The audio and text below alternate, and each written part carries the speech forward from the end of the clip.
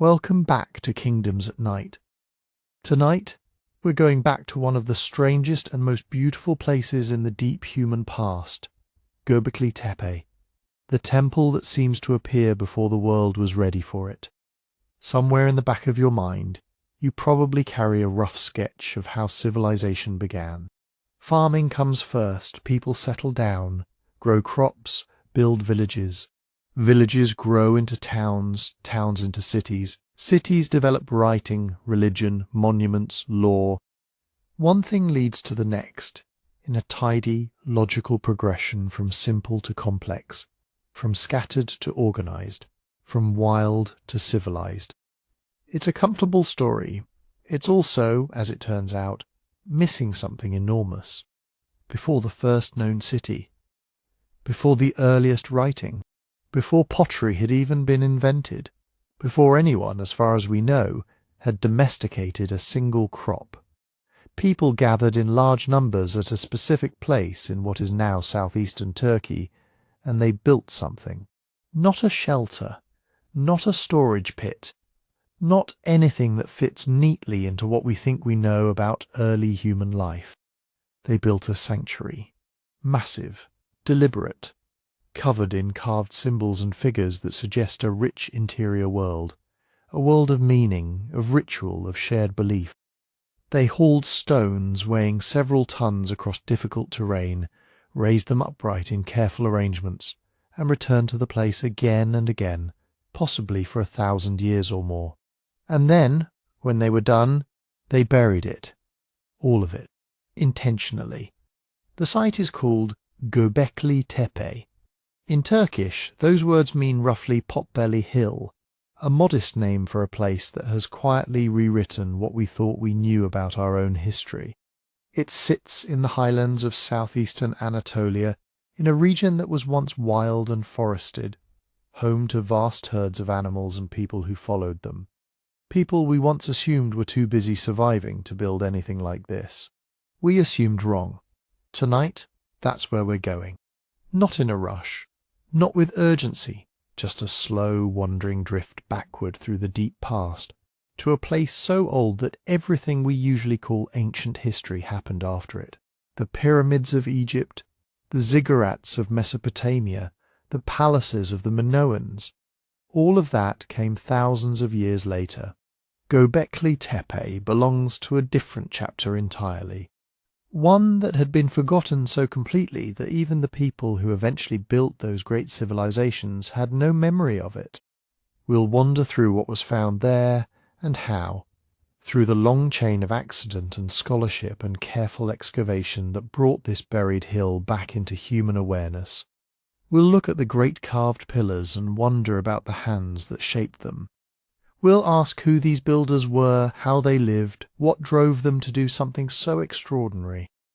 We'll sit with the animals carved into stone, the foxes and serpents and vultures and cranes, and let them be strange and beautiful without rushing to explain them away. And we'll sit too with the questions that remain unanswered, because Göbekli Tepe is not a mystery that has been solved. It is a mystery that has only deepened the longer it has been studied. Every new excavation season, every new analysis opens more doors than it closes.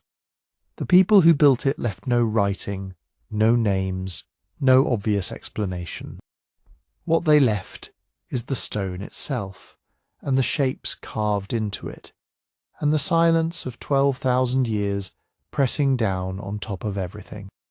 That silence is actually very beautiful in its way. It asks us to be comfortable not knowing, to find the not knowing interesting rather than frustrating.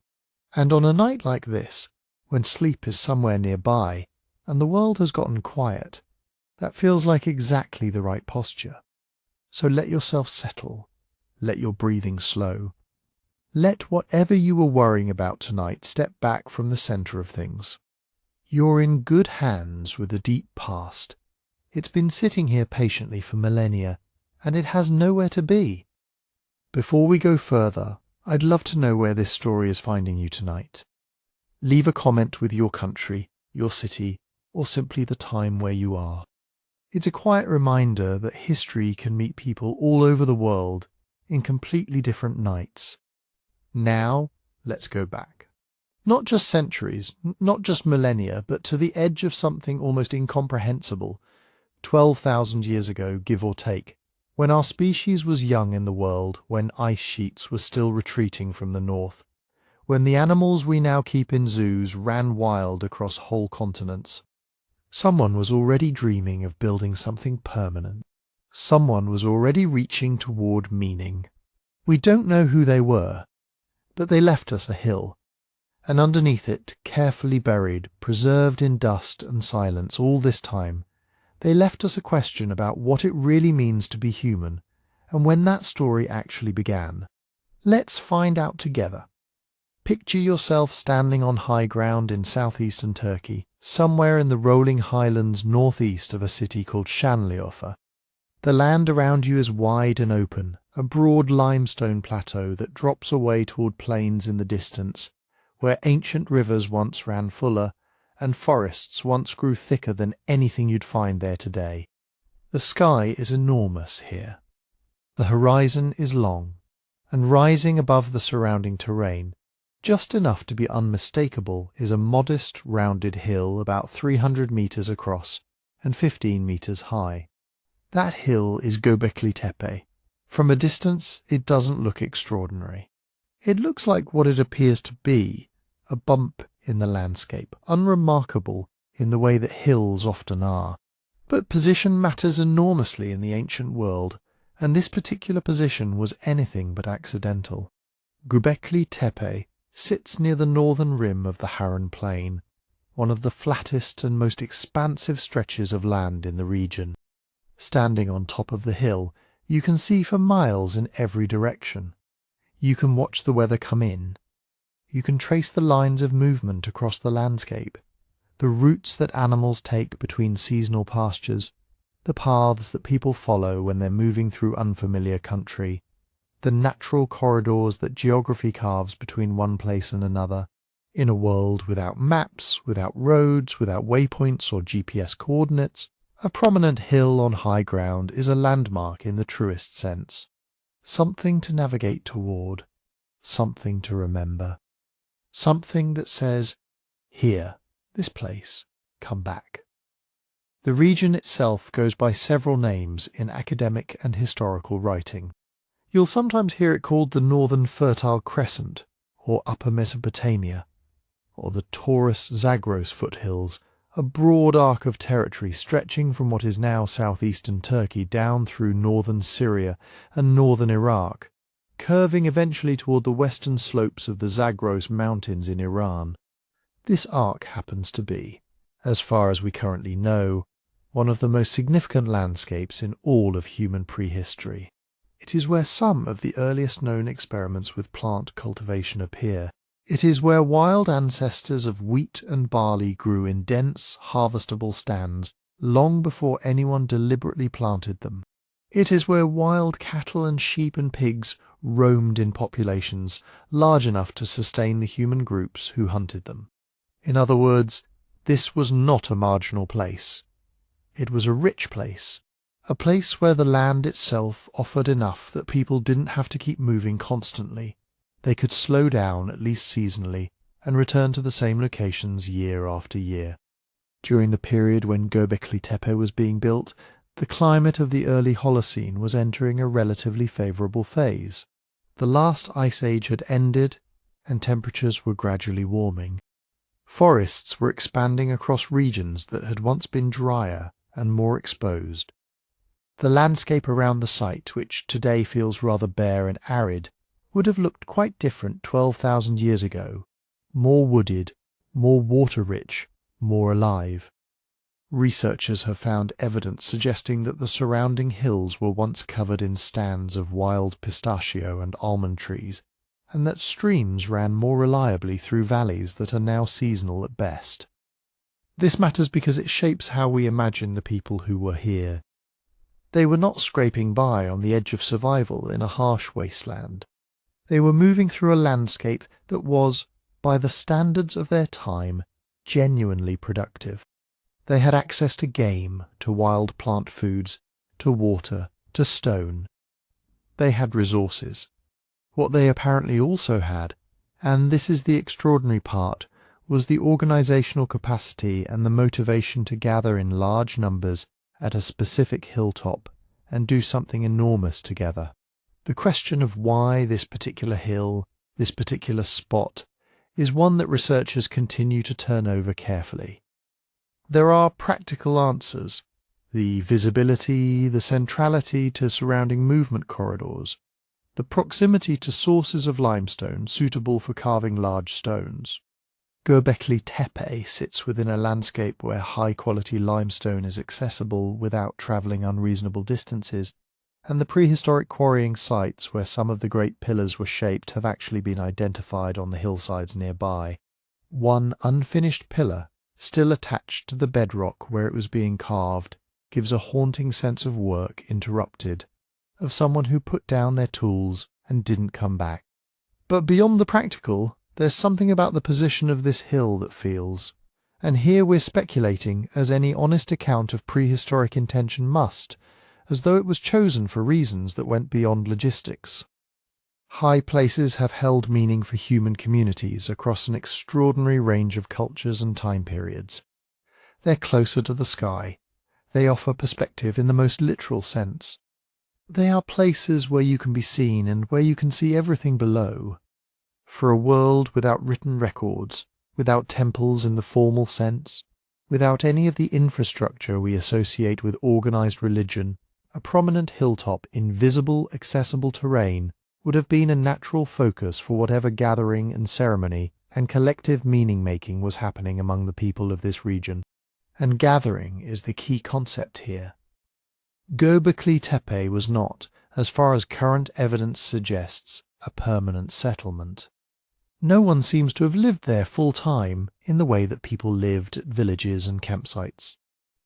The site doesn't show the dense accumulation of domestic refuse, the cooking hearths, the storage features, the continuous occupation layers that you'd expect from a place where families were sleeping and waking and going about daily life year after year. What it shows instead is the evidence of repeated, large-scale visits. People coming to the hill, doing things there, leaving and coming back. Think about what that implies. It implies networks. It implies communication between groups spread across a fairly large territory. It implies some form of shared understanding, a shared sense that this hill meant something, that coming here mattered, that the effort of the journey was justified by what would happen when you arrived. In a world before writing and before formalized religious institutions, that kind of shared understanding is itself a profound achievement. It requires trust, memory, and the ability to sustain a relationship with a place and with other people across time and distance. The region around Göbekli Tepe was also, by this period, something of a crossroads. The Harran Plain and the highlands to the north sat at a natural convergence point between the river valleys to the south, the mountainous terrain to the north, and the broad territories extending east and west. Groups moving through this landscape in different directions would have passed through or near this area.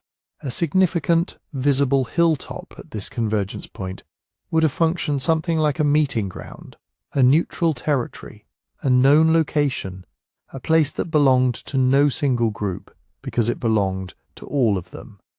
None of this is certain, of course. We're reading possibility into landscape and archaeology, and that's always an interpretive act.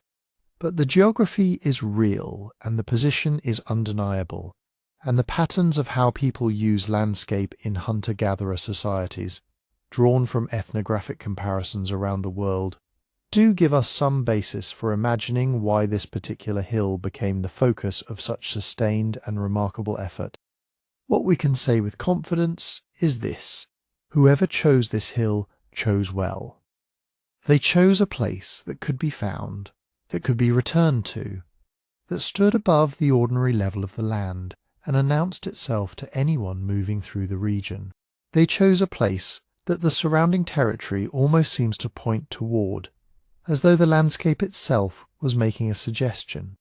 And for at least a millennium, perhaps longer, people listened to that suggestion. They came here. They worked here. They carved extraordinary things and raised them in careful arrangements and apparently conducted rituals whose nature we can only partially glimpse through the stone they left behind. The hill waited for them each time. It waits still. 12,000 years of sun and rain, and the slow accumulation of dust and silence, and the hill is still there, still visible, still rising just enough above the surrounding plain to say, here. This place, come back, we have. For most of the 20th century, the hill sat quietly in the landscape, largely unknown to the wider archaeological world. Local people knew it, of course. Shepherds walked their flocks across its slopes. Farmers noticed the broken stone. The hill was simply part of the terrain, a feature of the local geography, as unremarkable in daily life as it was unmistakable from a distance. The first formal academic attention came in the 1960s, when surveys were being conducted across southeastern Turkey as part of broader regional efforts to map prehistoric sites in the area. Researchers from Istanbul University and the University of Chicago passed through this part of Anatolia, cataloguing mounds and surface finds across a wide territory. Göbekli Tepe appeared in their notes. It was noted as a possible Neolithic or Byzantine-era site. There were fragments of flint on the surface, some broken limestone visible in places. It was logged, assigned a basic description, and essentially set aside. Here is the part that's worth sitting with slowly. The hill was seen, it was noted, and then for decades it was filed away. Not because the researchers were careless, they were working at the scale of entire regions, covering enormous amounts of ground with limited time and resources. At that scale of survey, a rounded mound of modest height, with surface finds that weren't obviously extraordinary, simply didn't rise to the level of urgent attention. It was one of many sites in a landscape full of them, and nothing visible from the surface suggested that anything particularly unusual lay beneath. This is how much of archaeology works, and it's worth appreciating the patience the discipline requires. The past doesn't announce itself. It waits in layers of accumulated sediment and time, and the gap between what's visible at the surface and what's actually there can be vast beyond imagining. The shift came in 1994 when a German archaeologist named Klaus Schmidt visited the site. Schmidt had been working in the region and had heard about the mound described by that point as a location where a large number of flint tools had been observed eroding from the surface. That kind of surface scatter can indicate significant activity below, and Schmidt came to take a closer look. What he found when he walked the hill was not what anyone had been expecting. Mixed in among the flint and the eroding soil were pieces of worked limestone. Not ordinary limestone rubble, carved stone. Pieces that showed intentional shaping, the kind of surface working that suggested not rough construction material but something more deliberate, more considered. And more significantly, what appeared to be fragments of large-scale sculpture. Schmidt recognized what he was looking at. He later described the moment in interviews with a kind of quiet intensity, the sense that the surface of the hill was trying to tell him something, that the pieces visible at the eroding edges were only the uppermost hints of something much deeper and much larger. He made arrangements to return, and to begin excavating properly. What the first seasons of excavation revealed transformed the picture entirely. Beneath the surface of the mound, which had been assumed to be a natural hill, modified slightly by human activity, was something else altogether. The fill was not natural. The soil and debris that made up the body of the mound had been deposited deliberately, intentionally, over a very long period of time, and buried within that fill were structures, not the foundations of ordinary buildings, not the storage pits and hearth remnants of a domestic settlement, but large circular enclosures defined by massive stone walls with enormous T-shaped pillars set into the earth in careful arrangements. The pillars emerged from the excavated fill, the way something enormous and patient emerges when the world finally decides to pay attention. One pillar, then another, then a pair at the center of a circular enclosure, positioned facing each other across the interior space. Then more enclosures, side by side, each with its own arrangement of pillars, each slightly different from the ones around it. The architecture was not the architecture of a village or a farmstead. It was the architecture of something that had no easy parallel in what archaeologists thought they understood about this period in human prehistory. Each new pillar shifted the interpretation. Early in the excavations, when only a portion of the first enclosures had been uncovered, it was still possible, barely, to fit what was being found into existing frameworks, to describe it as an unusual settlement with unusual building techniques.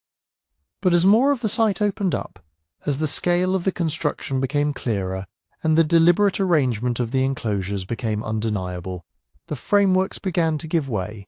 This was not a settlement. The absence of the everyday, of the dense domestic debris, the storage, the evidence of continuous habitation, was itself meaningful.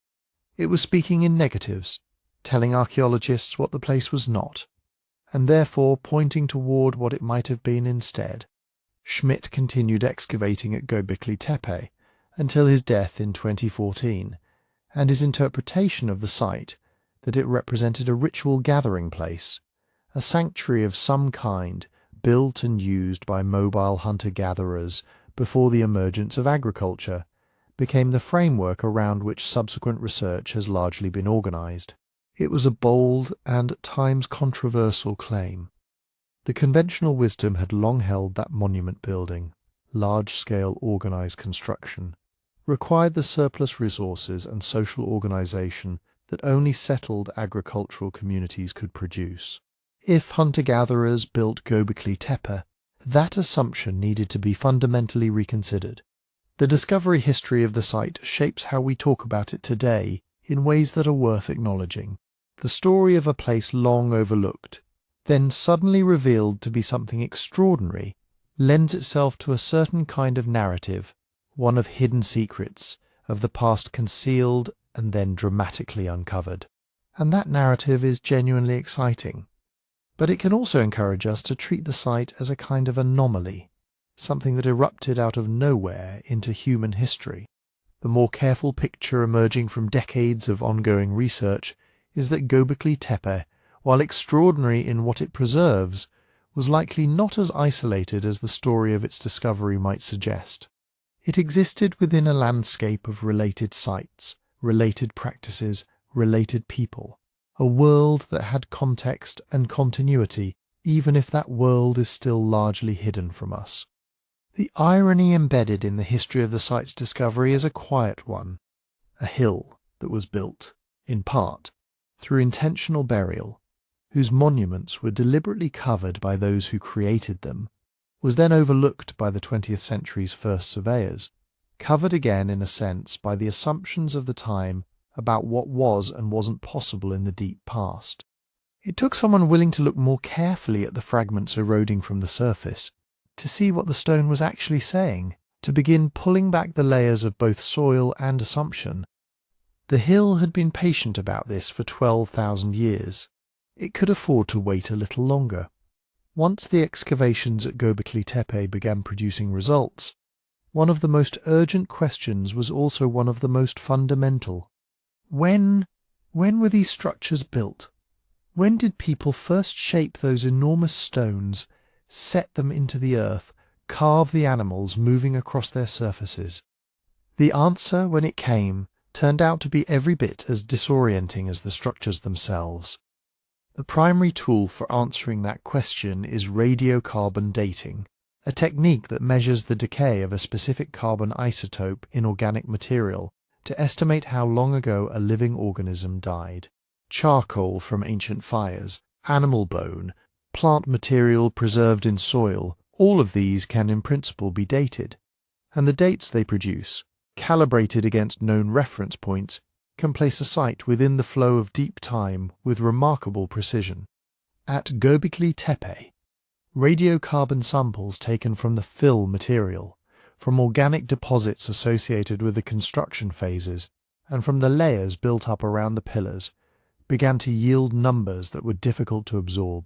The major phases of construction at the site appear to belong to what archaeologists call the pre-pottery Neolithic, a period defined by the emergence of early village life and the first tentative steps toward cultivated agriculture, but preceding the widespread use of fired ceramic vessels. Within that broad period, the dates cluster most densely around the 10th and 9th millennia BCE. To put that in terms that feel a little more tangible, the oldest phases of activity at Göbekli Tepe appear to predate the construction of Stonehenge by roughly 7,000 years. They predate the pyramids of Giza by about 7,500 years.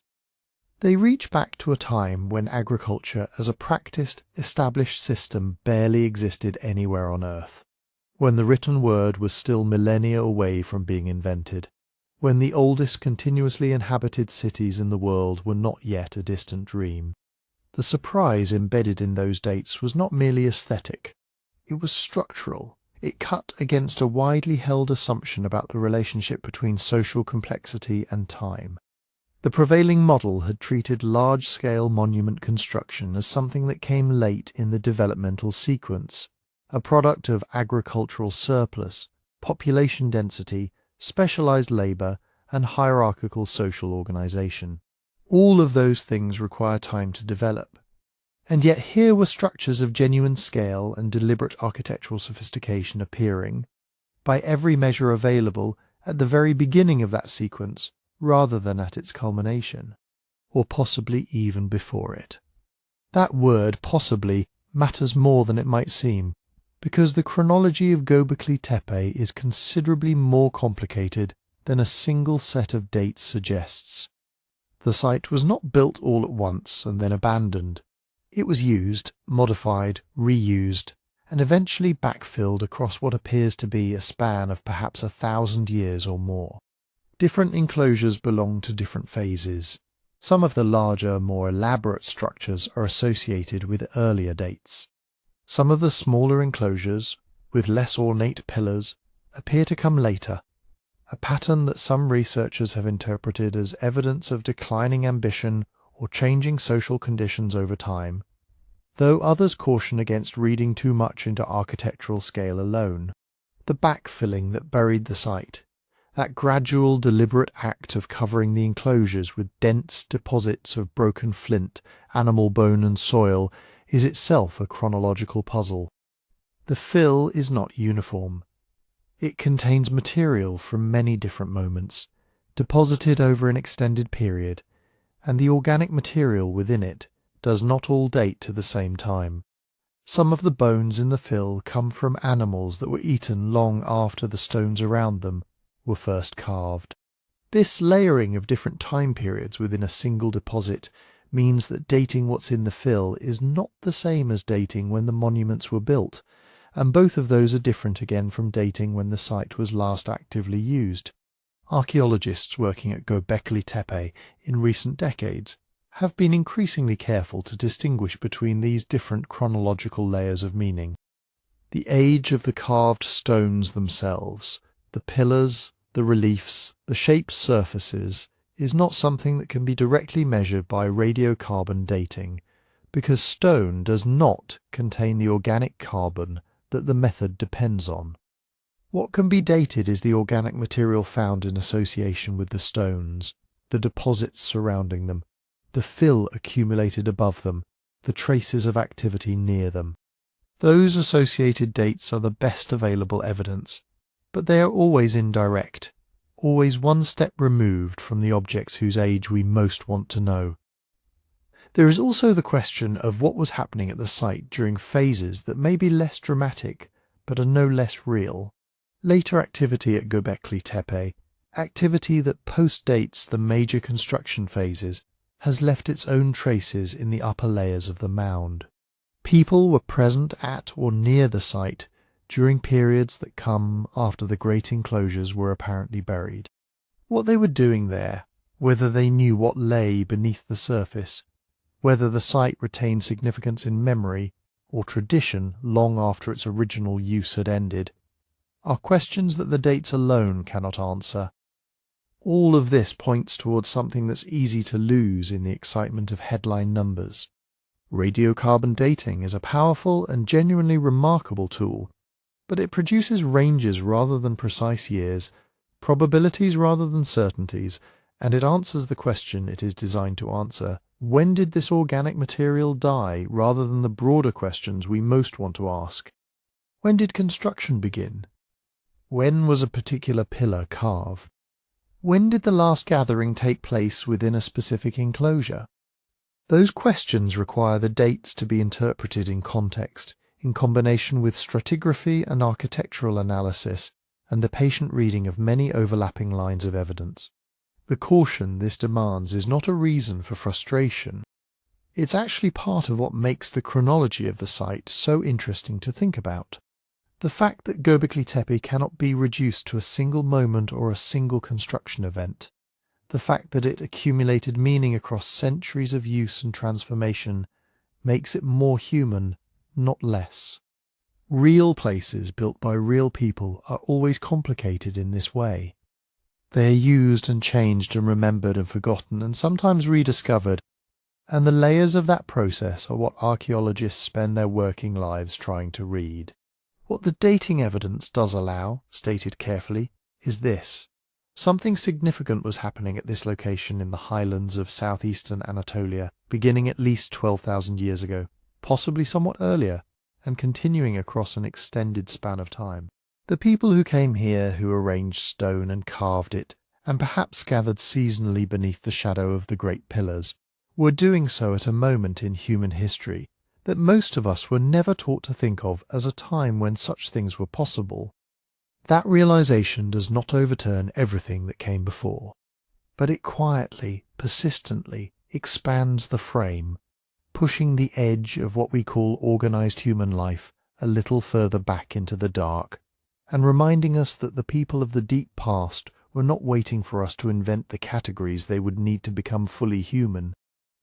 They were already there, already building, already reaching for something we can sense, but not quite name. When you descend into the excavated areas of Göbekli Tepe, even in imagination, even through photographs and site reports, the first thing that strikes you is not any single object. It is the geometry. The site is organized around a logic of circles, of enclosed space deliberately defined, of stone arranged to create an interior that is separate from everything outside it.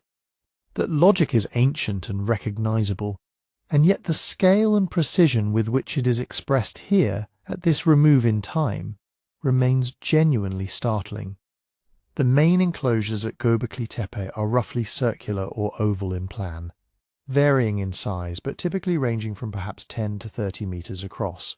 The largest, belonging to what archaeologists call Layer 3, the earlier, deeper phase of construction, are the most impressive in terms of sheer ambition. They are not small ritual corners or incidental arrangements of stone. They are architectural statements, substantial enough to have required sustained planning, coordination, and physical effort across an extended period of time.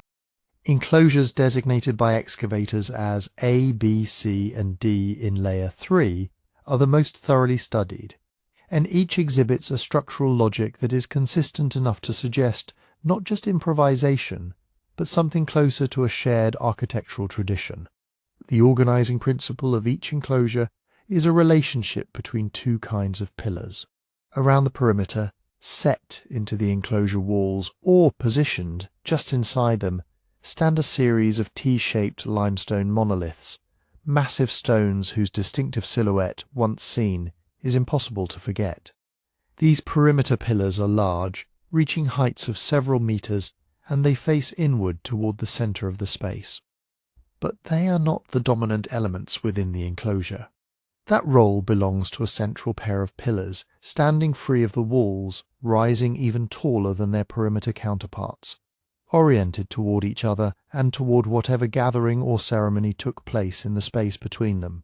The central pair at some enclosures, may have reached somewhere around 5 or 6 meters in height, though exact measurements vary by enclosure, and the question of how they were originally topped, whether they supported roofing of some kind or stood open to the sky, remains a subject of ongoing discussion among researchers. The walls connecting the perimeter pillars are built from rough limestone blocks, carefully fitted and in some enclosures reaching a height that would have created a genuine sense of enclosure, a bounded interior distinct from the open landscape beyond.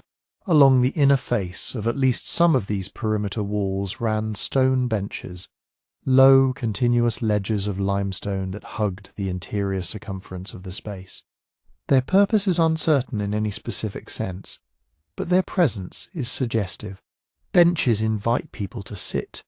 They create a relationship between the human body and the interior of the space that is neither purely functional nor purely decorative. They give the enclosure a quality that, if we are being careful, we might call designed for occupation, for people gathering, waiting, observing, participating in something that required them to be present in a particular way. In some areas of the site, the floors within or near the enclosures show evidence of deliberate surfacing. Deposits that some researchers have compared loosely to terrazzo, ground and compacted material laid to create a more finished surface, suggest that the spaces were not simply bare earth, but were maintained and prepared. This kind of attention to floors, combined with the benches and the carefully dressed walls, points toward an intention that went beyond simply placing large stones in the ground. Someone was designing an experience of interior space, thinking about how the environment of the enclosure would feel to the people inside it. That observation carries real weight when you consider what appears to be entirely absent from the core area of the site.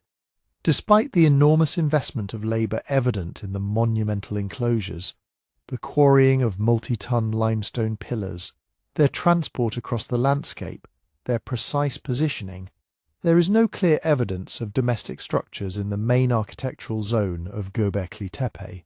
No hearths arranged for daily cooking, no storage pits of the kind associated with settled habitation, no small-scale buildings of the type that accumulate around places where people actually live their ordinary lives. The enclosures were not houses. They were not workshops or granaries or the remains of a village that happened also to include some large stones.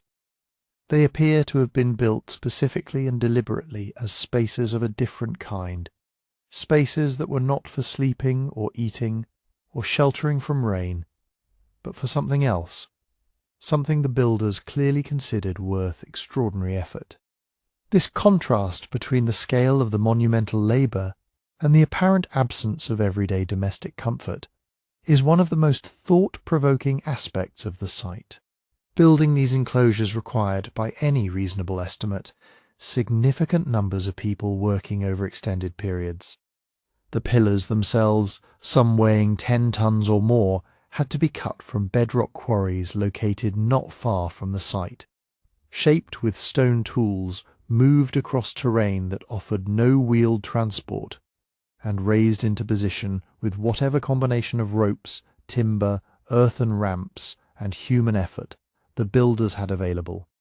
The logistics of that process alone imply a degree of social organization, of coordinated effort, that earlier assumptions about pre-agricultural life had not allowed for. And yet, having accomplished all of that, the builders apparently did not stay. Or if they did, they left behind no permanent domestic traces in the immediate ceremonial zone. This could mean many things, and researchers have explored several possibilities carefully. The people who built and used Göbekli Tepe may have gathered there seasonally, arriving for particular events or cycles and departing afterward, making the site a destination rather than a home. Domestic activity may have taken place at other locations in the surrounding landscape, some of which have begun to yield archaeological traces as survey work has expanded beyond the central mound. Or the separation between ritual and domestic space may itself have been meaningful, a deliberate choice to keep the enclosures free from the ordinary materials and concerns of daily life. None of these explanations can be asserted with confidence, and the honest answer is that we do not yet know exactly how the site was used in temporal terms, how often people came, how long they stayed, what pattern of activity filled the gaps between the stone structures. What the enclosures themselves communicate, though, is something that does not require resolution of those questions to appreciate. They communicate intention. The circles beneath the hill are not accidents of geology or the casual accumulation of discarded stone. They are shaped spaces organized around a center, enclosed against the outside, furnished for human presence, and built with an investment of effort that only makes sense if what happened inside them mattered enormously to the people who made them. Something about this place, this arrangement of limestone and enclosed air, was worth more than ordinary life could easily offer.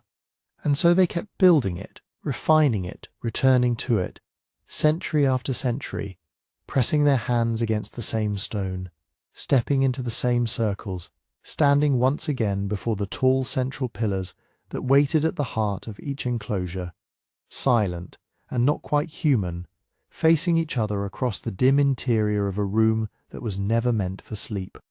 Those central pillars, the ones the circle seemed to orbit around, are more than just structural supports or abstract markers.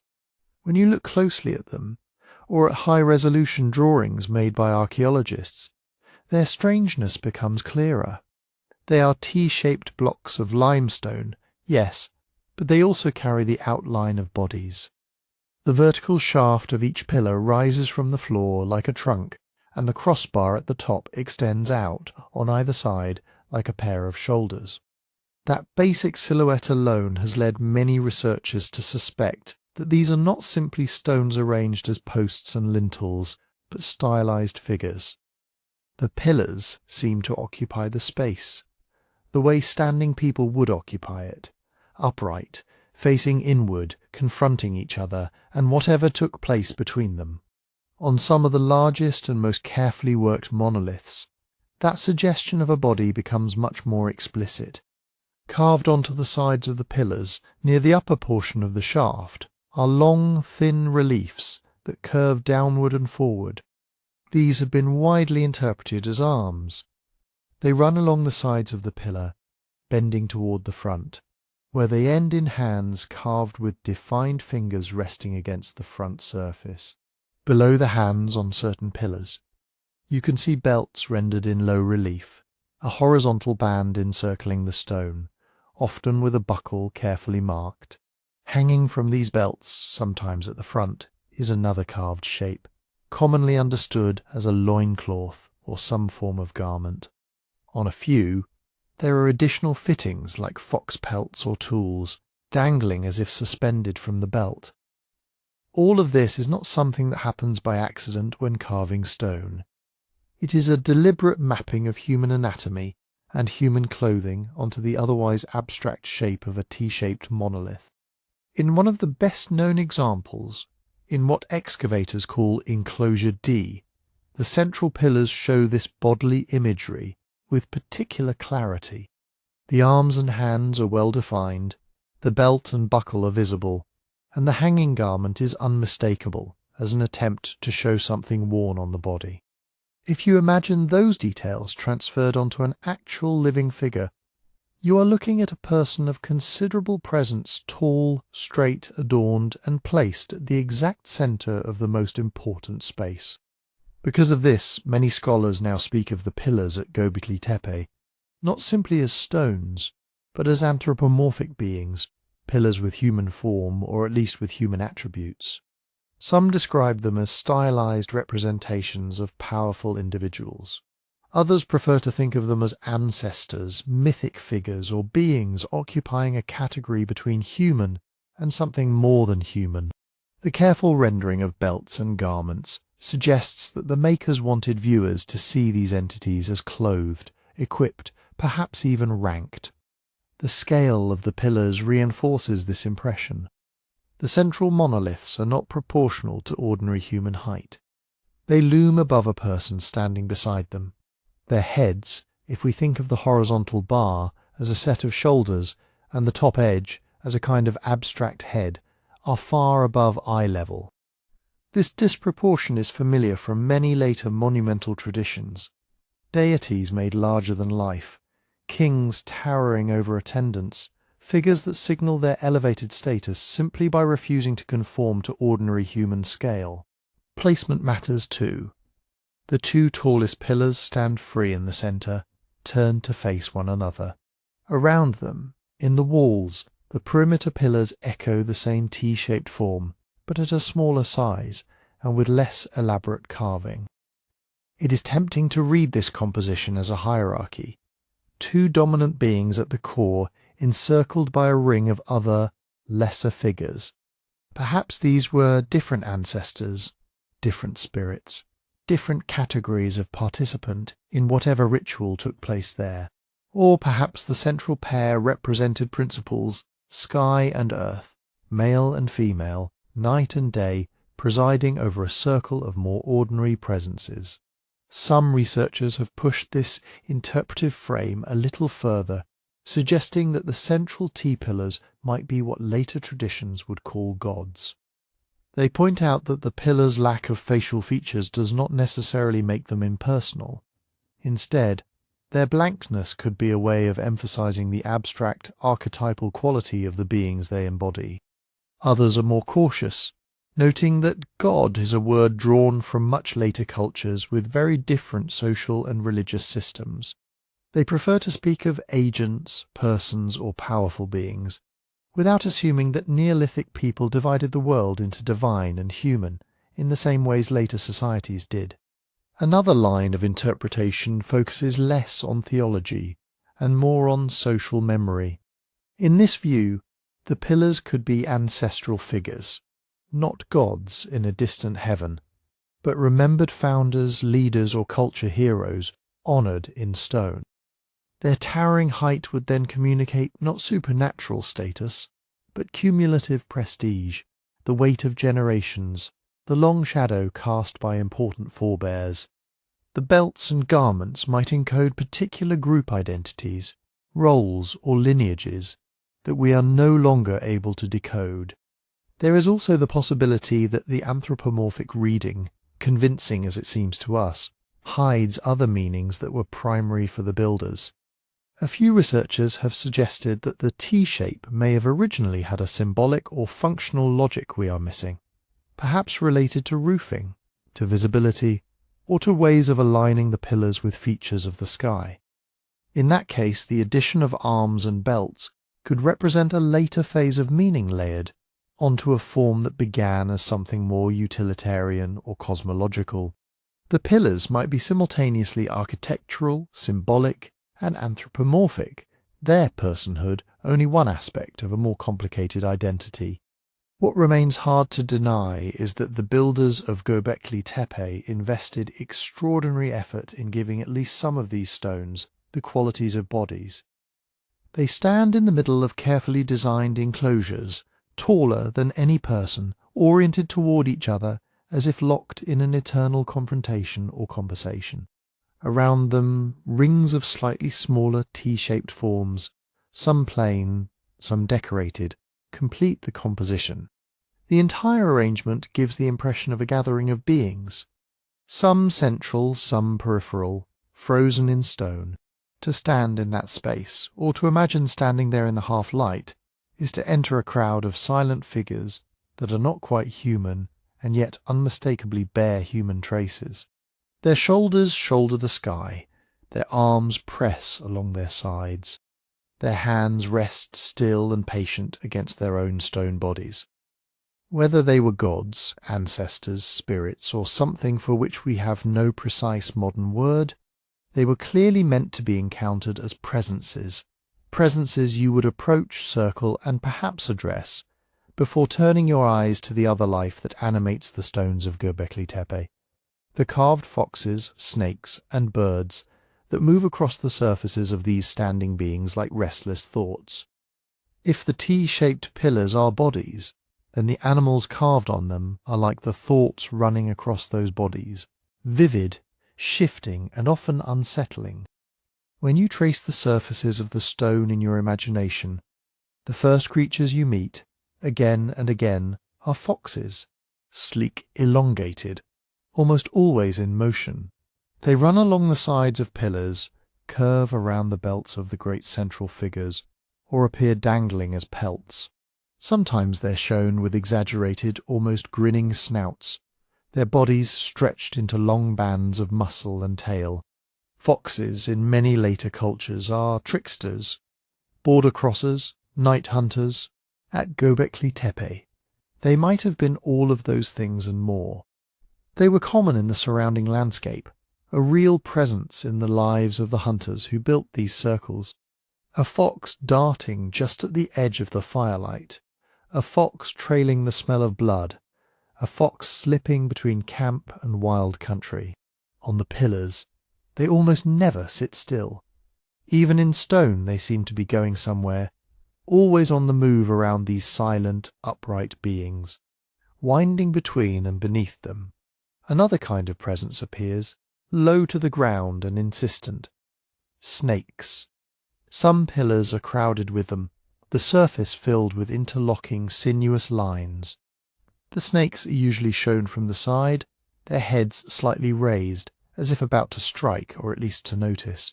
They form bands, clusters, almost tangles of movement, creating an impression of the ground itself coming alive. Snakes are among the most ancient of symbolic animals. Their shedding skins, their sudden appearance and disappearance, their bite, all of these have made them potent in human imagination. At Göbekli Tepe, they may have signalled the danger that lies at the threshold of safety, or the thin line between life and death. They could also have marked particular seasons, like the heat when snakes are most active, or particular places in the landscape where they gathered. Whatever they meant, they are not friendly decorations.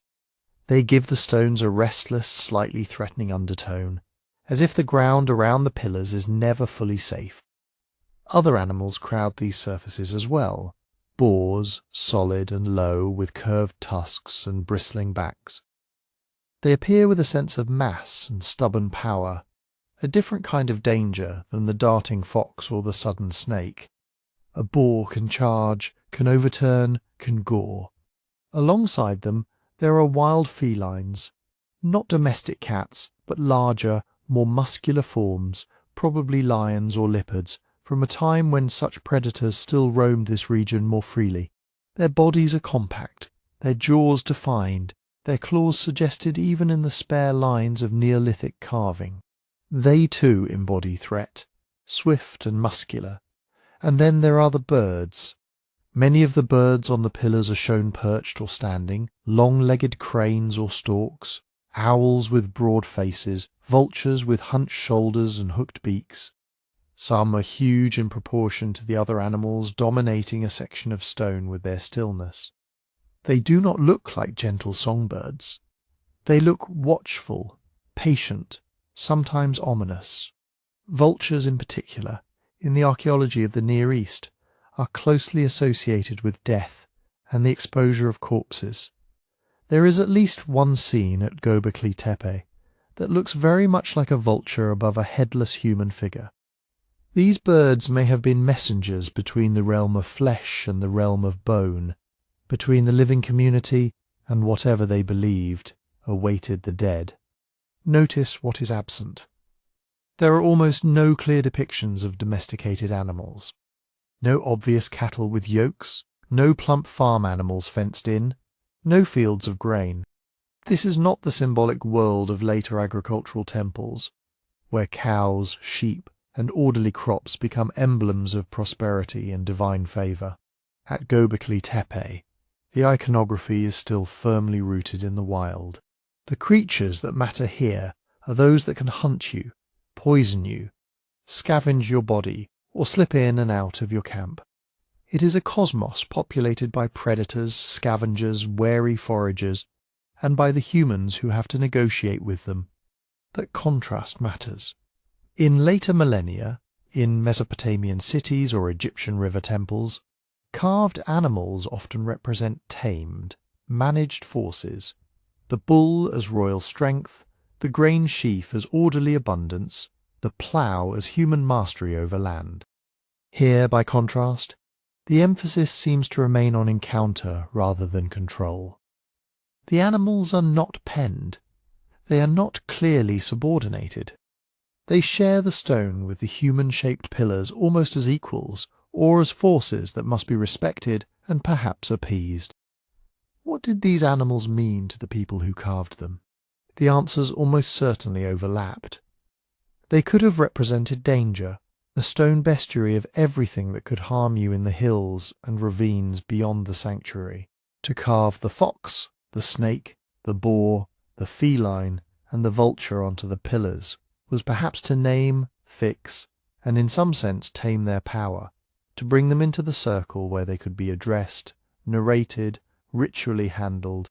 They might also have carried memory.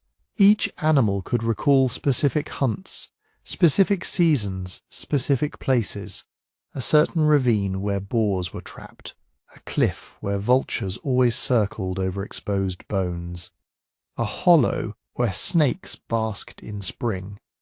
In this reading, the enclosures become repositories of stories where each relief is a mnemonic hook for an episode that everyone in the community knew.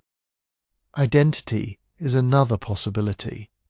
Certain animals recur more often in certain enclosures. Some circles are dominated by serpents, others by foxes or birds. It is possible that different groups, different bands, clans, or seasonal visitors favoured certain creatures as their emblem. A fox circle, a snake circle, a vulture circle. The placement of these motifs is not random. They cluster, they repeat.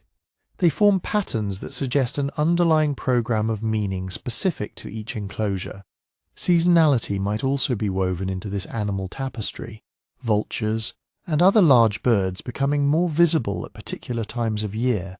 Boars being hunted in certain seasons, snakes appearing with the warmth, foxes active in the long nights. The walls could be a kind of stone calendar, encoding the rhythm of animal life around Göbekli Tepe, and with it the rhythm of human activity, migrations, hunts, gatherings, rituals timed to predictable cycles in the natural world. And beyond all of this, myth. Over time, repeated encounters with these animals in life and in story would have crystallized into tales. Why the fox is clever, how the snake got its venom, why vultures carry souls, how the boar once overturned the world. We have no written version of these stories, but their shadows may be preserved in the combinations of animals on the stone. A fox and a snake together, a vulture above a headless body, a feline facing down a boar. These are not random juxtapositions. They hint at narratives, at remembered events elevated into something more than history. When you imagine standing in one of the enclosures, surrounded by these carvings, the emotional atmosphere becomes almost tangible. Human-shaped pillars rise above you, impassive, faceless, monumental. Across their flanks and along the wall stones, animals creep, slither, stalk and stare. There is very little that feels gentle here. Instead, the mood is tense, charged, filled with eyes that watch in silence. Predators and scavengers, night walkers and bone cleaners are everywhere you look. The birds do not sing, they wait. The fox does not play, it prowls. The snake, even in shallow relief, looks ready to strike. This is the world the builders knew, a world where every journey, every hunt, every exposed body had to pass through the attention of these other beings. Perhaps that is the point. The sanctuary, for all its careful stonework, does not depict a domesticated, controlled universe. It reflects a world where humans are one kind of person among many, not alone, but surrounded by powerful, watching, sometimes dangerous neighbours. To enter the circle of Göbekli Tepe was to step into a stone version of that wider world, to place yourself in the gaze of foxes, snakes, boars, birds and felines, under the silent oversight of the great T-shaped beings. What those beings were, and who first raised them, lies in the realm of educated guesswork. To move toward that question, We turn from the animals that animate the stone to the people who carved them, the builders of Göbekli Tepe themselves. To picture the builders of Göbekli Tepe, you have to let go of some familiar images. There were no stone palaces yet, no kings in feathered crowns, no scribes scratching symbols onto clay tablets. When these great T-shaped pillars were raised, there were not even fields of domesticated wheat ripening in neat rows. The people who carved the foxes and snakes, who dragged and stood up these stones, were still, by most measures, hunter-gatherers. Archaeologists infer this not because they left us a label, but because of what is missing and what is present in the layers around the site. There are no clear traces of permanent houses from the earliest phases.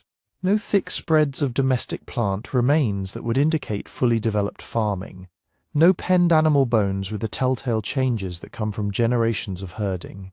Instead, there are the bones of wild gazelle, aurochs, wild ass, boar, and birds. There are flint blades and points made in the styles of mobile communities, and grinding stones used on wild cereals that grow across the hills of the region. When small, more domestic-looking sites begin to appear in the surrounding area, they tend to be younger, a little later in time than the first great enclosures on the hill. This is part of what made Göbekli Tepe so astonishing when its true age was realized. Monumental stone architecture, on a scale that demands coordination and planning, seemed until then to belong to the era after agriculture, after villages, after food surpluses, after someone could order others to work.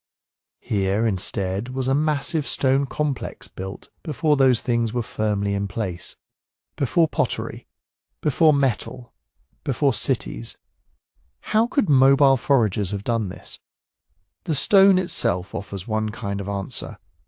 The limestone that makes up the pillars and wall stones was quarried very close by, in outcrops and cuttings, just meters or tens of meters from the enclosures. You can still see half-freed pillars lying in the bedrock, shapes outlined but never separated, as if the workers walked away mid-task. Even so, extracting a pillar several meters high, shaping it into a T, and moving it upright into a prepared socket, is no small undertaking. Each pillar weighs several tons at least. Some weigh far more. To lever such a stone out of the bedrock, to slide it or roll it over rough ground, to stand it up without it shattering, would take not 2 or 3 people but groups acting together, with skills passed on and methods refined over years.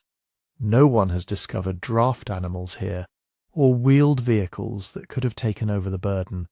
The power behind these pillars is human muscle organized in time. That organization implies something about the communities who gathered here. They may not have lived year-round at Göbekli Tepe, but they almost certainly knew how to assemble people when it mattered. One plausible picture is of seasonal gatherings. The surrounding slopes at certain times of year would have exploded with ripening wild grains. Herds of gazelle and other animals migrated along predictable routes. For groups scattered across the landscape, these pulses of abundance were opportunities to converge, to hunt together, harvest together, marry, exchange stories and objects, and perhaps to build. You can imagine people arriving from different valleys and ridges, each group with its own favoured emblem animal, its own traditions. Over time, these recurring meetings would have created a shared sense of place. A promise: we will return to this hill. We will add another ring of stone. We will raise another pair of pillars. We will carve our animals on the walls. The feasting debris found at the site, immense quantities of bones from wild game, signs of large-scale food preparation, fits with this image. It suggests episodes of intense communal activity rather than quiet, everyday habitation, work and ritual, building and celebrating, wrapped together in periodic waves.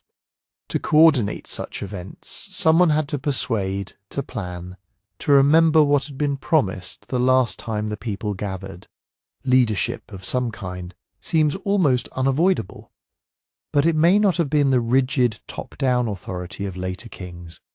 Influence could have been grounded in knowledge of stone, of stories, of ritual sequences, elders, master carvers, ritual specialists, people adept at weaving myth and obligation together. This is part of why Göbekli Tepe has reshaped debates about early human societies. For much of the 20th century, a simple story held sway. First came agriculture, which produced surplus food. Surplus allowed population growth and permanent settlements. Those, in turn, enabled social hierarchies and the construction of temples and monuments. Belief, on this view, followed economics. Religion was a kind of luxury that only farmers could afford. Göbekli Tepe pulled at that tidy sequence. Here, the religious or ritual architecture seems to come first, or at least very early in the story of settled life. The builders were still living from the wild, but they were already gathering in numbers large enough to justify, or perhaps to require, the creation of an extraordinary place of assembly. The construction itself might have helped push people toward more settled patterns to secure enough food to be available when the next building season came. Some archaeologists have suggested that shared beliefs, shared rituals, and shared projects like Göbekli Tepe may have been engines driving people into closer, more permanent association. Not an after-effect of agriculture, but one of the forces that made agriculture desirable, or even necessary. In that sense, the anonymous carvers and organizers of this hill occupy an intriguing space in human history. They are not yet civilized in the later sense, no cities, no writing, no bureaucracies, but they are capable of complexity that rivals much later societies in certain domains: architecture, symbolic expression, coordinated labor. They show that hunter-gatherers were not locked into small, simple bands. They could imagine and realize projects that stretched across generations, pooling effort from many groups. They could build stone sanctuaries that would outlast every individual who lifted a hammerstone there. And in doing so they blurred a boundary that once seemed clear. The line between before civilization and civilization becomes less like a sharp edge and more like a long, uneven slope. On that slope stands Göbekli Tepe, and with it the people who brought it into being: hunters of gazelle, gatherers of wild grain, storytellers of fox and vulture, quarrymen of soft limestone, organizers of feasts and work. To understand how they lived beyond the days of quarrying and carving, we turn from the stones themselves to the traces of activity scattered around them, to the rhythms of feasting, labour and rest that once pulsed through this hillside. When archaeologists sift through the dirt at Göbekli Tepe, they are not just uncovering stones. They are recovering pieces of days and nights that once unfolded here. Scattered in the fill of the enclosures, and in the spaces around them, lie mountains of broken animal bone. Many belong to gazelle, others to wild cattle, boar, wild ass, and various birds. The bones often show cut marks where flesh was stripped away, and fractures where marrow was extracted.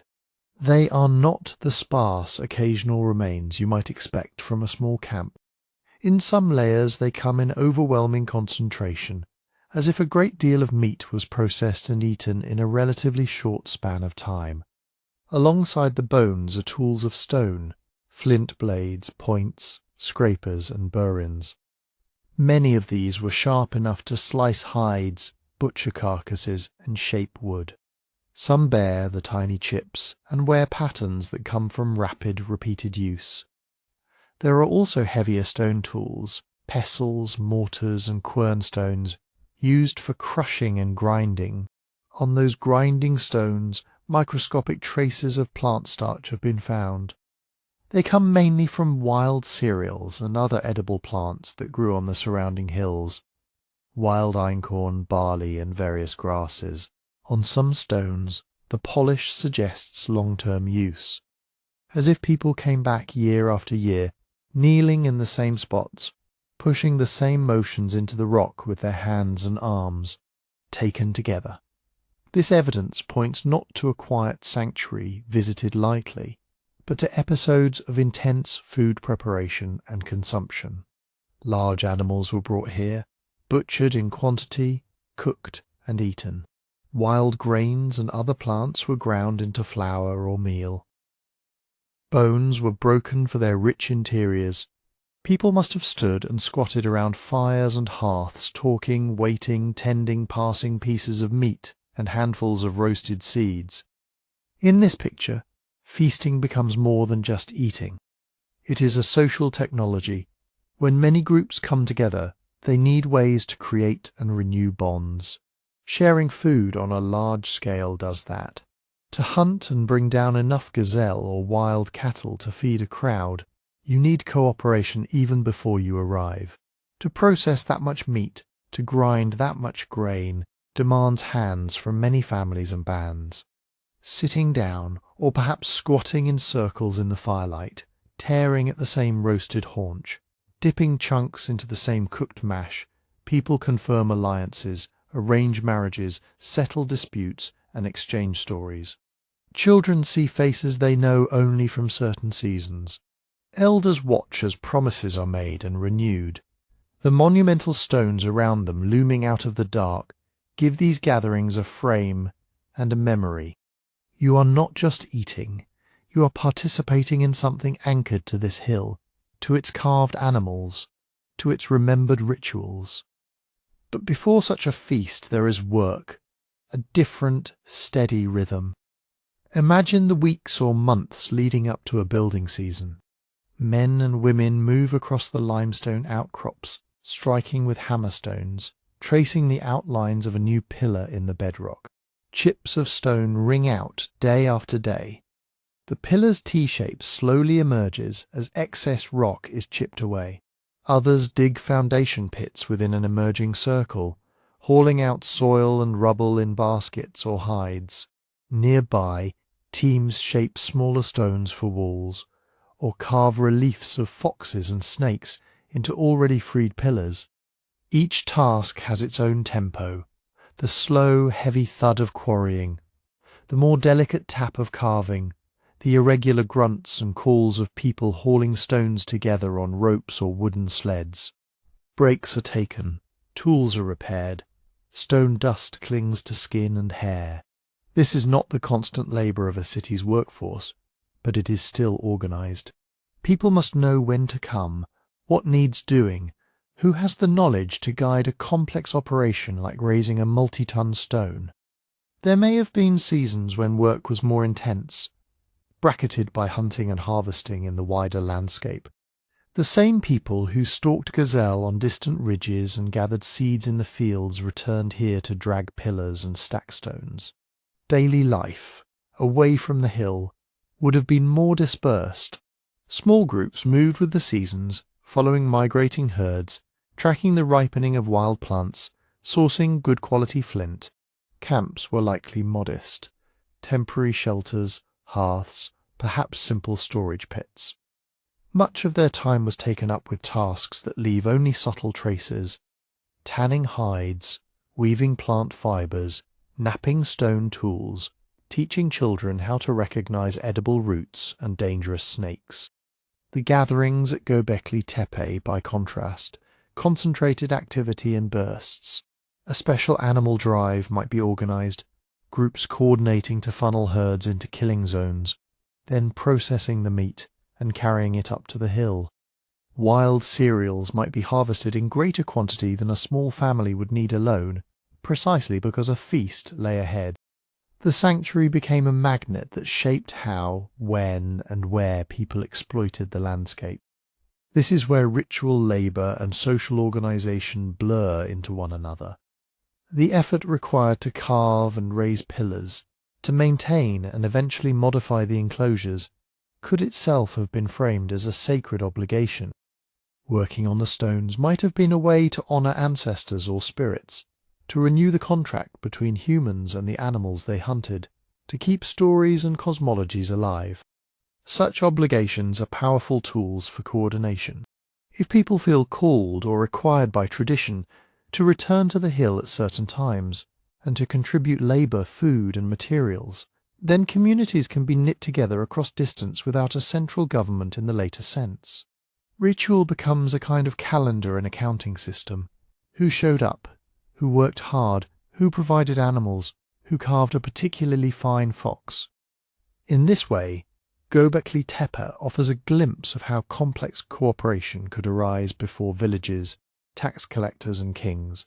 The promise of shared feasts, the prestige of contributing to a great stone sanctuary, and the weight of sacred duty may all have helped organise scattered foraging bands into something more like a networked community.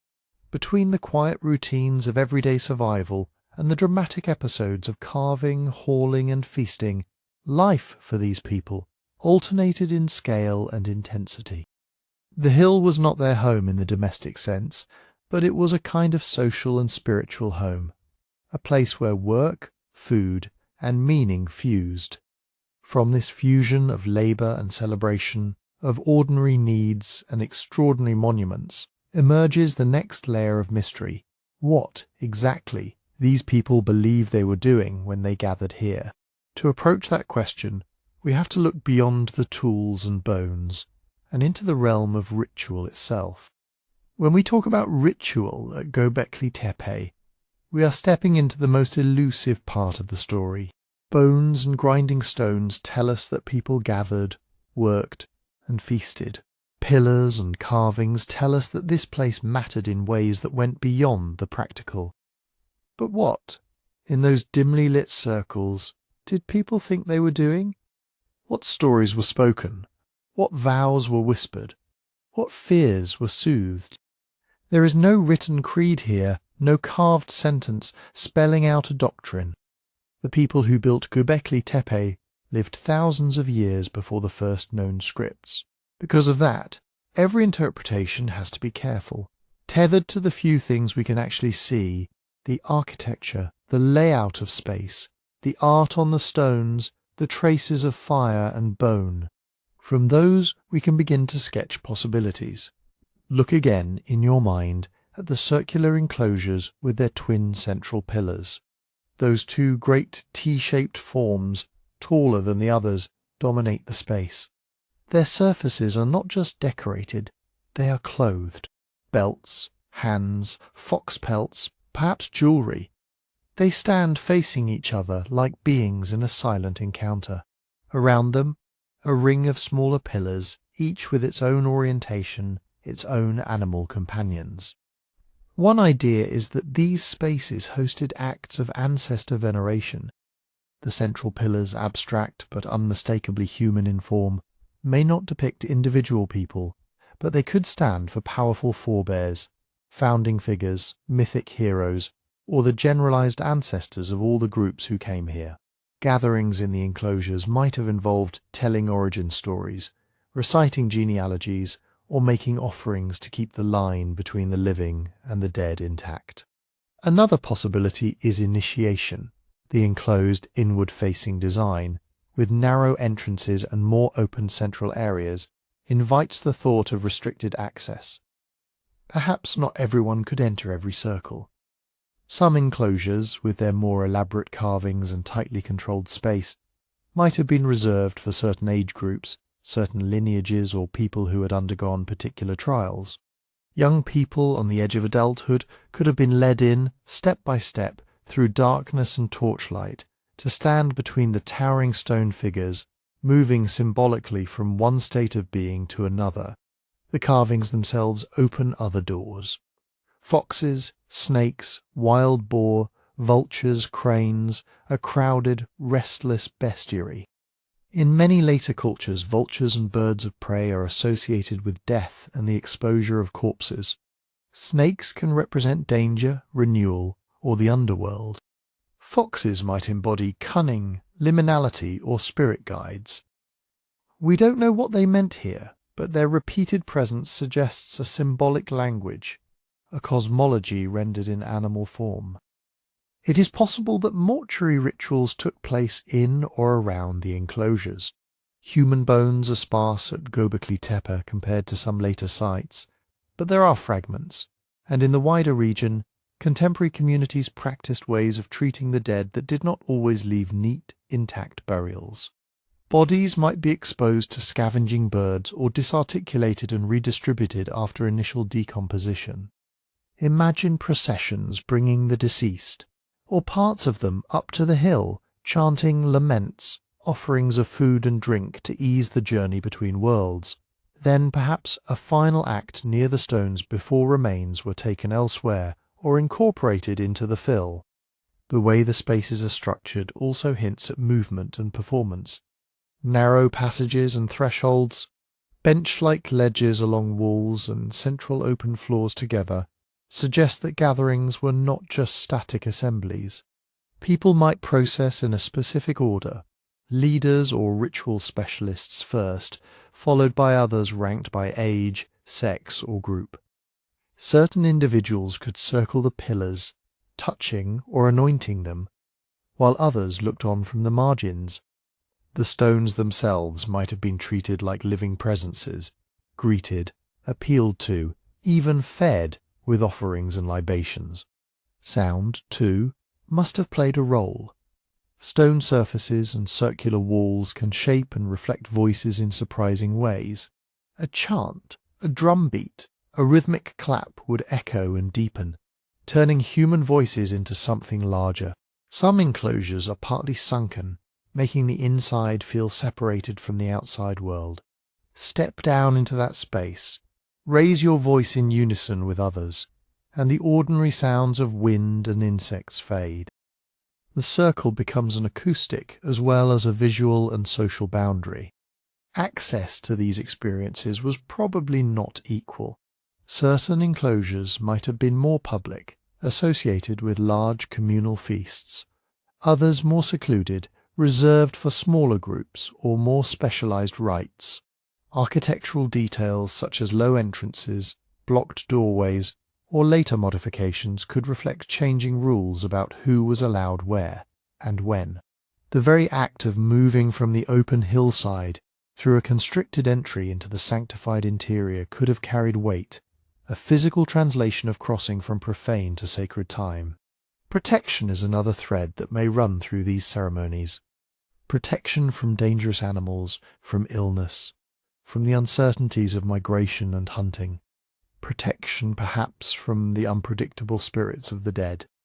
Rituals could bind people not only to each other and to their ancestors, but also to the forces they imagined in the sky and beneath the ground. A carved vulture might help guide souls. A snarling predator on a pillar might stand as both a threat and a guardian, keeping malevolent forces at bay as long as the rites are performed correctly.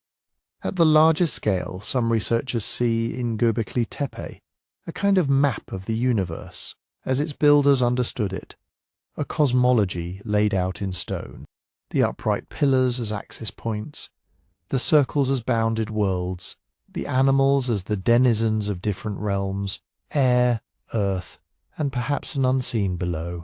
Standing among them, participants might have reenacted stories of creation, conflict, and renewal, affirming their place in a cosmos that was vast, capricious, and filled with powers that needed constant negotiation. Yet for every hypothesis there are others. Without inscriptions, without preserved myths, we must leave the picture open, more like a cluster of overlapping possibilities than a single sharp image. Ancestor cult, initiation rites, mortuary practice, seasonal renewal ceremonies, offerings for successful hunts, protection against harm, the dramatic performance of origin stories, any or all of these could have been woven together in patterns we can only glimpse. What we can say is that Göbekli Tepe was a stage for acts that made the invisible visible. Its stones and spaces were tools for shaping experience, focusing attention, directing movement, amplifying sound, and embedding memory. Ritual lived not on a page but in bodies, in steps taken along worn paths, in hands laid on cold stone, in words repeated until they etched themselves into the mind. In the absence of a written creed, belief here was carried by practice. Night after night, season after season, people returned to the hill, into the circles around the pillars, performing what they understood as necessary for life to go on as it should. The meaning of these acts may have shifted over centuries, as new animals were carved and old enclosures were modified or filled. But the impulse to gather, to mark certain places and times as charged with a different kind of significance, seems to have endured. As we step back from the circles and look outward, another question emerges. How did this sanctuary fit into the wider world of its builders, the hills, valleys, and watercourses that fed both their bodies and their imaginations? Step back now from the firelight and stone, and let your gaze travel outward, away from the circles, over the slopes of the hill and into the wider landscape of 10, 11, 12,000 years ago. The world around Göbekli Tepe was in the midst of a great, slow transformation. The last ice age had loosened its grip. Glaciers far to the north were retreating. Sea levels were rising, and climates in Southwest Asia were shifting towards something warmer, wetter, and more variable than before. It was not yet the stable Holocene we know, but a time of oscillations, of new possibilities and new uncertainties in southeastern Anatolia. This change translated into a mosaic of environments. From the summit of the hill you could have looked out over a rolling woodland steppe, open grasslands dotted with stands of oak and pistachio, scattered shrubs, patches of denser trees hugging the better-watered gullies. Seasonal streams cut through the land, their banks lined with reeds and sedges. In spring, carpets of wildflowers would have flared briefly into colour before the summer heat burned them back. It was a rich world for foragers. Herds of wild gazelle moved across the plains, their numbers surging and ebbing with the seasons. There were wild ass and onager, aurochs, the massive wild cattle of the time, and boar rooting in the undergrowth. Small game too, hares, birds, tortoises. In the trees, wild fruits and nuts were available at particular times of year. On the thin soils of the slopes, tough grasses pushed up, that were not just grass but the wild ancestors of crops that would one day transform human life. Archaeologists call this region part of the Fertile Crescent for a reason. Here grew wild einkorn and emmer wheat, barley, lentils, peas, the botanical caste that would later be domesticated. At Göbekli Tepe, grinding stones, sickle blades with telltale sheen, and charred plant remains suggest that people were already harvesting these wild cereals intensively. Not yet farmers, but not quite casual gatherers either. They knew where the stands of tall seeding grasses grew thickest, and when to arrive with their flint tools and baskets. Imagine the annual round of these communities. In some seasons, small groups ranging over wide territories, following herds, checking familiar groves for ripening nuts, watching the hills for signs of shifting weather.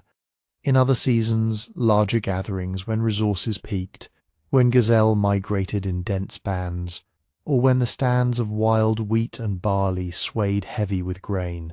At those times, the hill with its stone circles could become a magnet.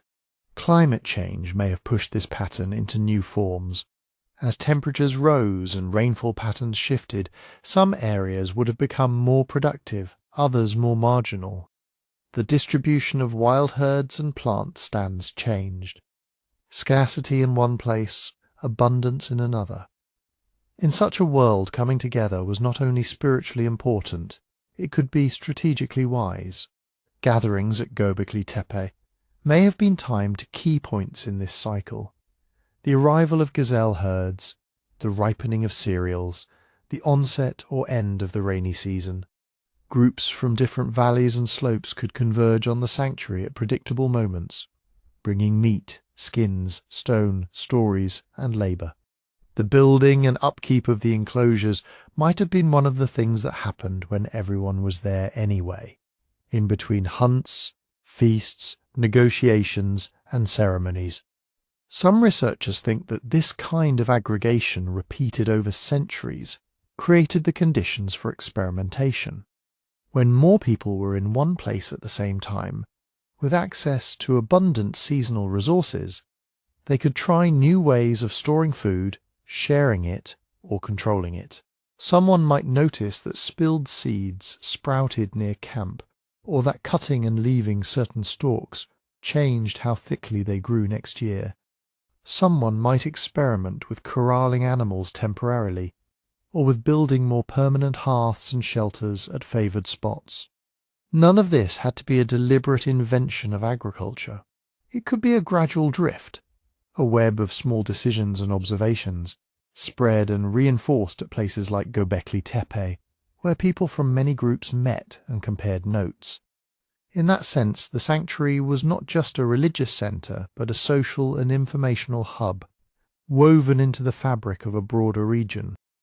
The people who climbed this hill were not alone in their architectural imagination.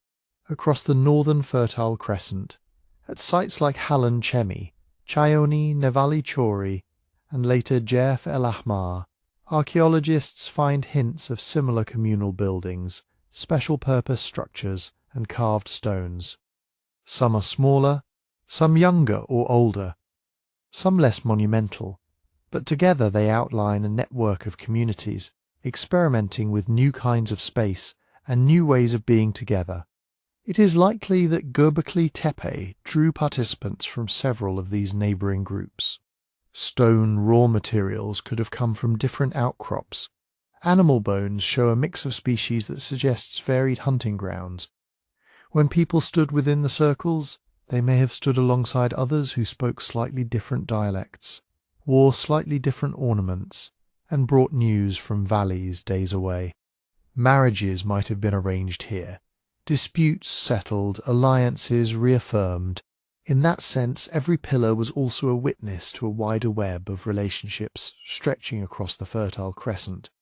So, rather than an isolated miracle on a lonely hill, Göbekli Tepe belonged to a networked world. Paths led outward from its slopes along ridges and watercourses to camps, small hamlets, and other special places where people made stone tools, processed plants, or carried out their own local rituals.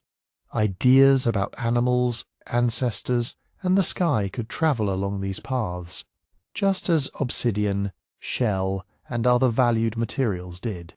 As the climate continued to settle into its post-Ice Age patterns, this network would play a role in what came next. More permanent houses, more tended plant plots, more managed herds. But even as lifeways shifted, the hill with its circles remained a fixed point in the landscape, a place where many threads of this changing world were tied together. From here, it is a small step to another layer of the story, how these people understood not just the living on the land, but the dead beneath it, and what they chose to hide, bury, and remember in the soil around their sanctuary. When you look at Göbekli Tepe with modern expectations, you might assume that beneath or around such an impressive sanctuary there would be obvious graves. Long rows of burials, perhaps, or a special tomb at the centre of a circle. A place so charged with meaning, you might think, must be thick with the dead. But when archaeologists sift through the soil here, they find something more elusive.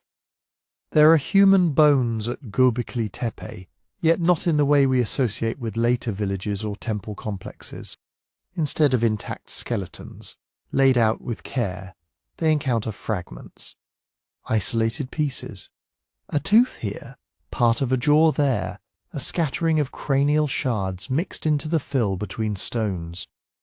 This scarcity is striking in a region and period where we know that people buried their dead under house floors, in small cemeteries, or in special buildings. At roughly contemporary sites, we see whole skeletons, deliberate body positions, sometimes secondary burials where bones have been moved. At Göbekli Tepe, the picture is much less straightforward. Some of the most intriguing finds are not whole bodies, but parts of skulls. Portions of crania appear among the animal bones and broken stone tools, and a few show signs of modification. Holes drilled deliberately near the top, cut marks that suggest defleshing or shaping, traces that hint these were not just discarded remains, but objects that had been handled, suspended, perhaps displayed. From these subtle clues, a series of possibilities opens. One idea is excavation, the practice of leaving bodies exposed so that flesh decays or is consumed by animals before collecting selected bones. Vultures, which appear on the pillars, are often associated in many cultures with this process, carrying the soul upward as they strip the body. If something like this took place at or near Göbekli Tepe, full skeletons would not accumulate in the ground in the same way. Instead, what might be brought back into the circles or kept within them would be chosen bones, especially skulls. Another idea is the curation of human remains. In other early Neolithic communities across the Levant and Anatolia, archaeologists have found skulls that were taken from original burials, plastered, painted, sometimes given new features in clay. They seem to have served as ancestral presences within houses, tangible links to the dead. At Göbekli Tepe, the modifications on some skull fragments suggest that something related, though not necessarily identical, may have occurred. Skulls pierced to be hung, or to be fixed in position somewhere within the architectural space. In this reading, the sanctuary is not a cemetery in the ordinary sense, but a place where the dead arrive in pieces and in a different form of presence. Yet the evidence is thin. Only a handful of fragments show clear modification. Many others could simply be the scattered remains of people who died nearby, their bones later disturbed by digging, building, and the constant reworking of the site. It is difficult in such a churned and reused landscape to distinguish between deliberate ritual practices and the messy accidents of time. Archaeologists argue over the details. Were these skulls trophies taken from enemies? Ancestral relics cherished by kin, symbols used in rituals that involved impersonation, mask-wearing, or communication with the dead? Did the people who gathered here think in terms of individual persons at all, or were these remains absorbed into a more general category of the old ones, the powerful dead? What stands out, even amid the debate, is an emphasis on the head. The pillars themselves, with their T-shaped tops, have often been interpreted as stylized human figures, their upper blocks like shoulders and heads. On some, carved arms and hands reinforce this idea. In that light, decorated skulls or skull fragments might have been part of a wider symbolic language, where the human form, and especially the head, acted as a focal point for identity, memory, and power. If whole bodies were not prominently interred here, perhaps memory did not depend solely on graves. The circles and pillars themselves could function as enormous, enduring repositories of remembrance. Each carved animal, each abstract sign, each stone set in place carried references known to the people who built them. Stories of particular hunts, particular ancestors, particular events in the mythic past. Instead of walking to a graveyard to visit a specific relative, people may have walked into the enclosure to stand before a certain pillar or a cluster of symbols and recall a shared lineage of tales and obligations. In that sense, Göbekli Tepe might be less an address book of named individuals and more a vast communal memory palace. The living and the dead meet not through rows of headstones, but through stone heads that stand in the round, holding within them a compressed landscape of meaning. The relationship between the living community and their dead, then, may have been both intimate and strangely absent. The skull fragments suggest that parts of some individuals were carefully kept, moved, perhaps even carried between sites. A jawbone or a cranium might travel with a group as they shifted camps, returning periodically to the hill. Piece by piece, the dead could circulate through the same routes as obsidian, shells, and stories, their physical remains woven into the social fabric. At the same time, the majority of those who died may have left only faint traces here, if any. Their memories might have lived on through narrative and symbol rather than through marked graves. An ancestor might be evoked by a fox carved on a pillar, or a particular combination of animals and abstract signs, rather than by a name etched on stone. This creates a curious tension, a sanctuary full of images and standing bodies of stone, but relatively poor in obvious human burials. A place where absence might have been as meaningful as presence, where the dead are hinted at in fragments, in drilled holes along a skull's crown, in cut marks that speak of careful, practiced hands, but rarely appear whole. And always the evidence is fragmentary. Much of the mound remains unexcavated. What we know comes from small windows opened in a vast, layered hill that was repeatedly filled, reshaped and covered. Each season of digging adds a shard to the puzzle without yet revealing the whole picture. So, when we speak of burial at Göbekli Tepe, we are really speaking of possibilities, of how people might have managed the boundary between the living and the dead, not only by placing bodies in the earth, but by inscribing memory into architecture, by letting absent or partial ancestors hover at the edges of gatherings, present as bone, as story, as silent stone. The hill holds its secrets close. The clues we have suggest that death and remembrance were integral to the life of the sanctuary, but they also remind us how much has been lost, reworked, or deliberately hidden. To approach the question of why the builders eventually buried their own monumental circles, we must carry that sense of uncertainty with us, and follow the traces of intention that still remain in the stones and soil. The most unsettling fact about Göbekli Tepe is not how monumental it is, but what its builders eventually chose to do with it. They did not simply walk away. They buried it. Layer by layer, the open-air circles were filled in. Spaces that had once echoed with footsteps and voices were choked with stone chips, broken tools, animal bones and soil. Pillars that had watched the horizon for centuries disappeared into the hill, swallowed not by natural erosion, but by human hands.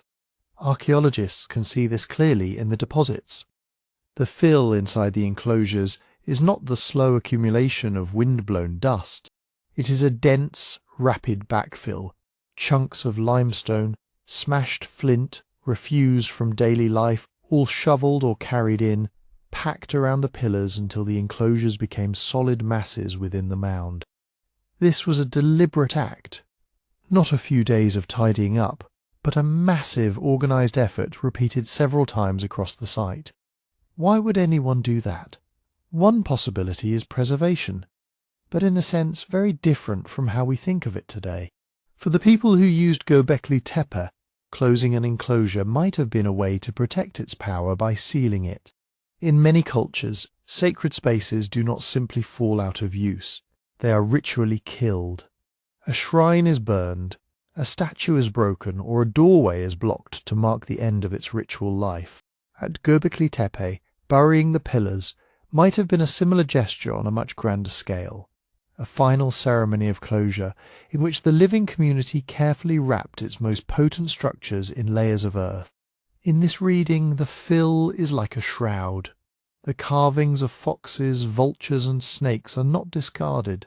They are entombed.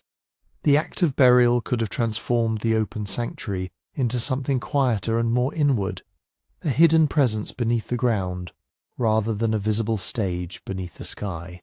Another possibility is that beliefs changed across the centuries that Göbekli Tepe was in use. The broader world was shifting. People in the region were experimenting more intensely with cultivation, tending stands of wild cereals, keeping animals closer at hand. Patterns of movement were tightening.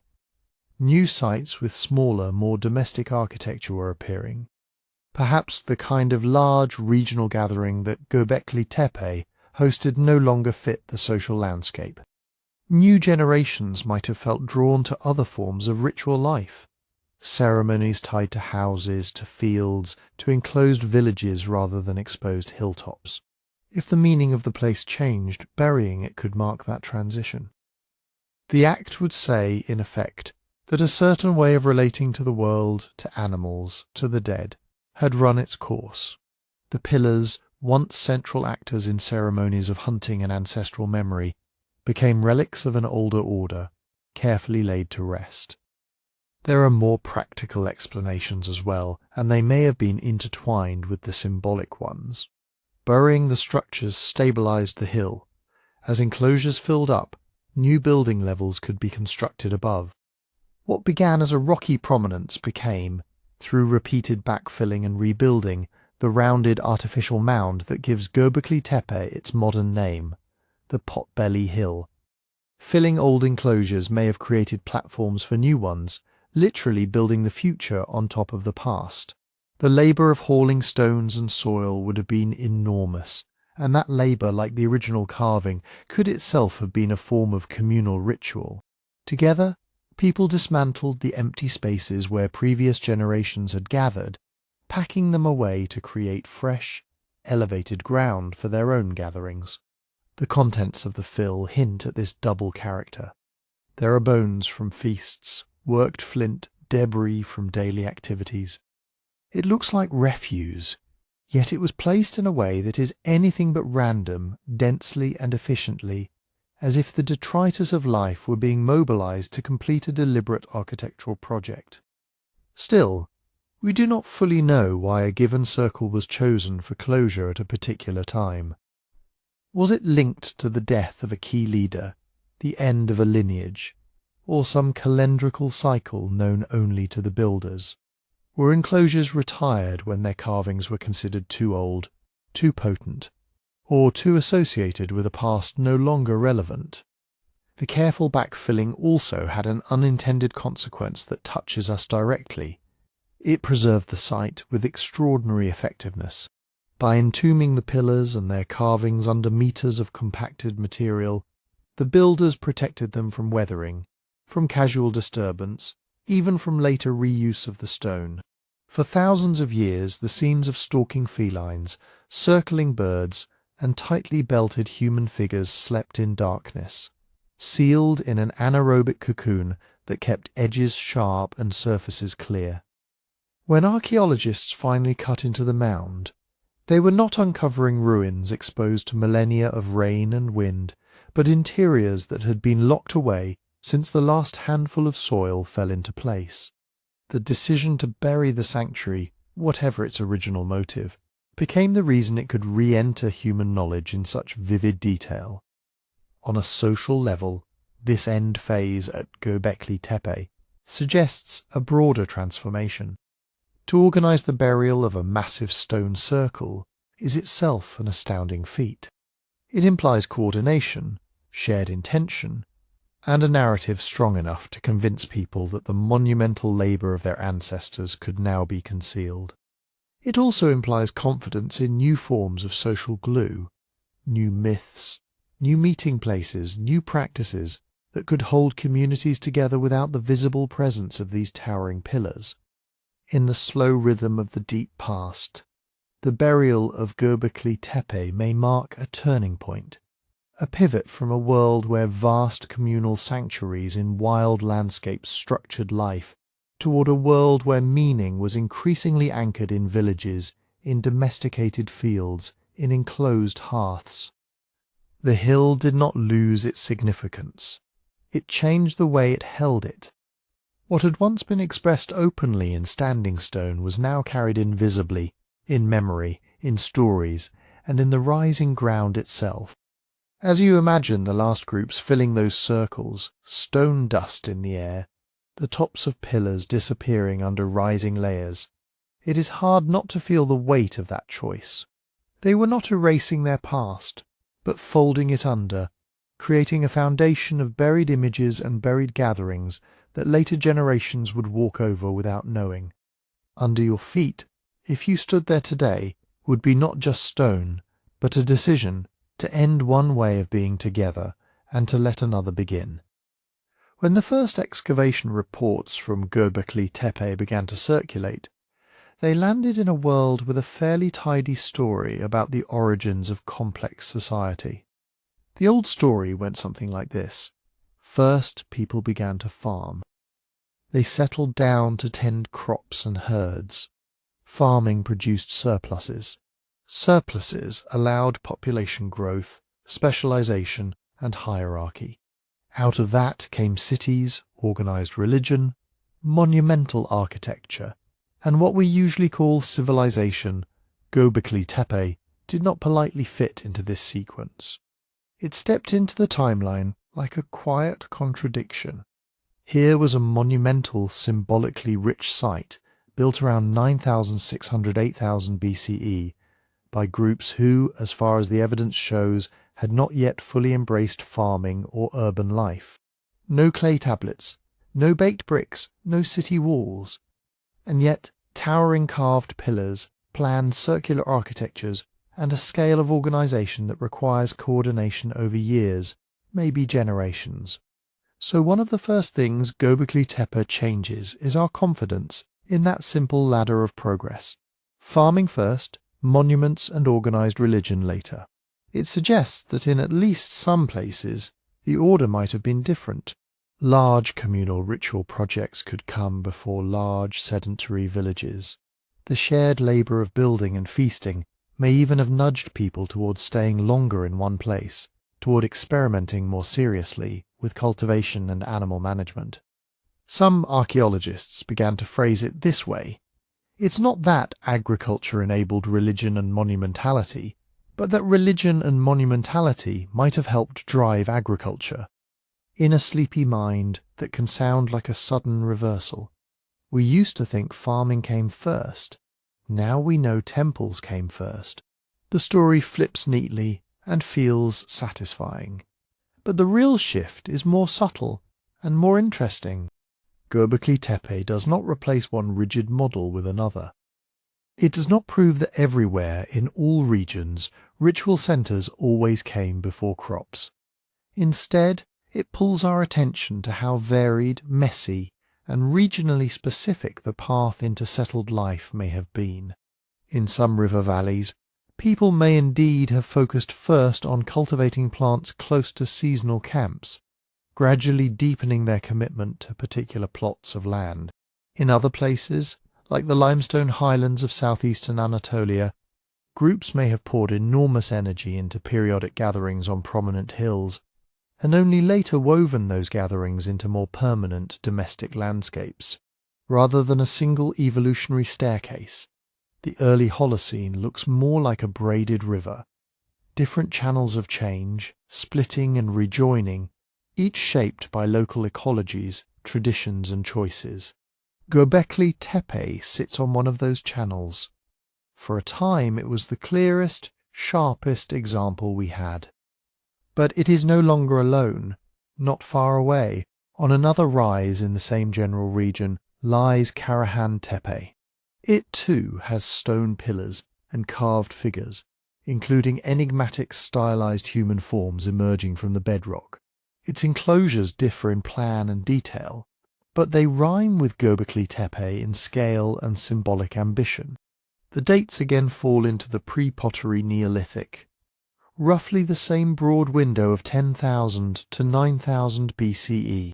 Further afield at Neveli Chori, now submerged beneath the waters of a dam reservoir, archaeologists once uncovered a small stone-built sanctuary with T-shaped pillars set within a rectangular building.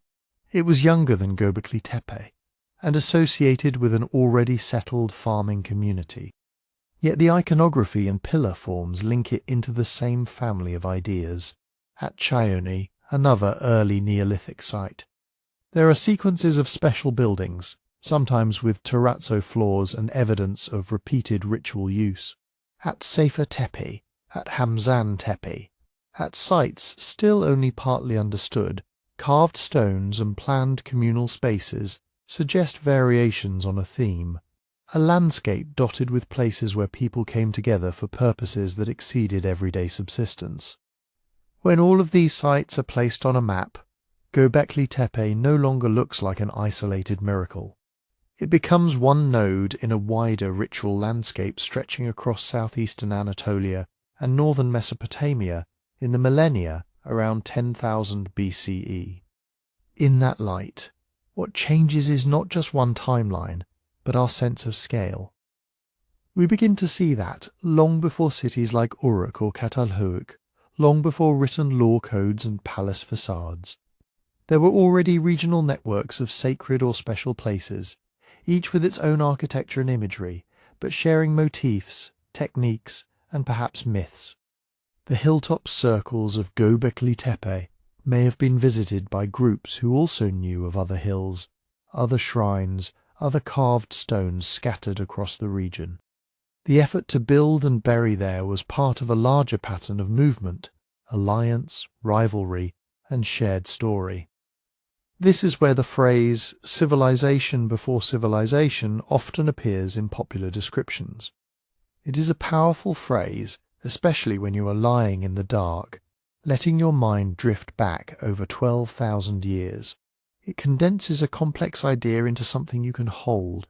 People gathered, organized, carved, and believed long before the familiar markers of civilization show up. But the phrase is also imperfect. If by civilization we mean dense, permanent cities, elaborate bureaucracies, full-time specialists, writing systems, and formal states, then Göbekli Tepe does not quite fit. There is no evidence, so far, of streets lined with houses or centralized storage facilities on the scale of later city granaries. There are no archives of tokens or tablets. The people who built and used the site seem to have lived in small shifting communities, combining for specific events rather than as permanent urban residents. Yet if by civilization we mean something softer, the ability to coordinate large groups, to invest enormous effort in shared symbolic projects, to imagine beings and forces that transcend individual lives, then places like Göbekli Tepe, Karahan Tepe, and Nevali Chori reveal that these capacities appeared very early, intertwined with hunting, gathering, and fledgling cultivation. So Göbekli Tepe pushes us to be more precise about our words.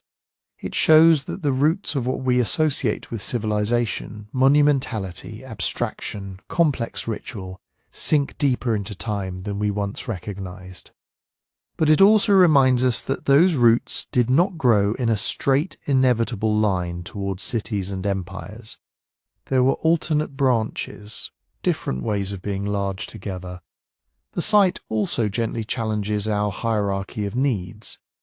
Modern stories often assume that once physical survival is secure, then people can afford religion, art, and philosophy.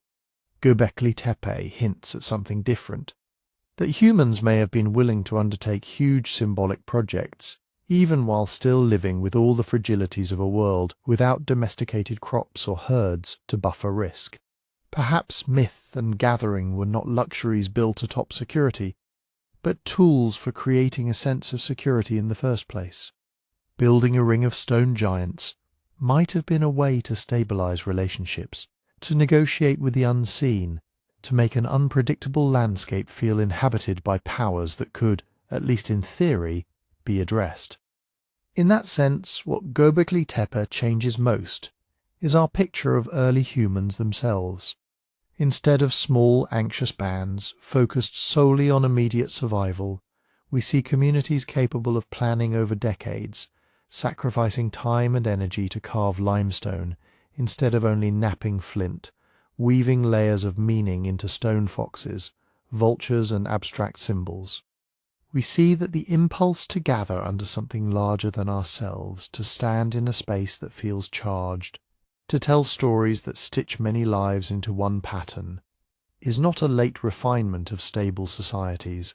It is there at the threshold, active, while fields are still wild and sheep and goats are only beginning to be drawn into the human fold.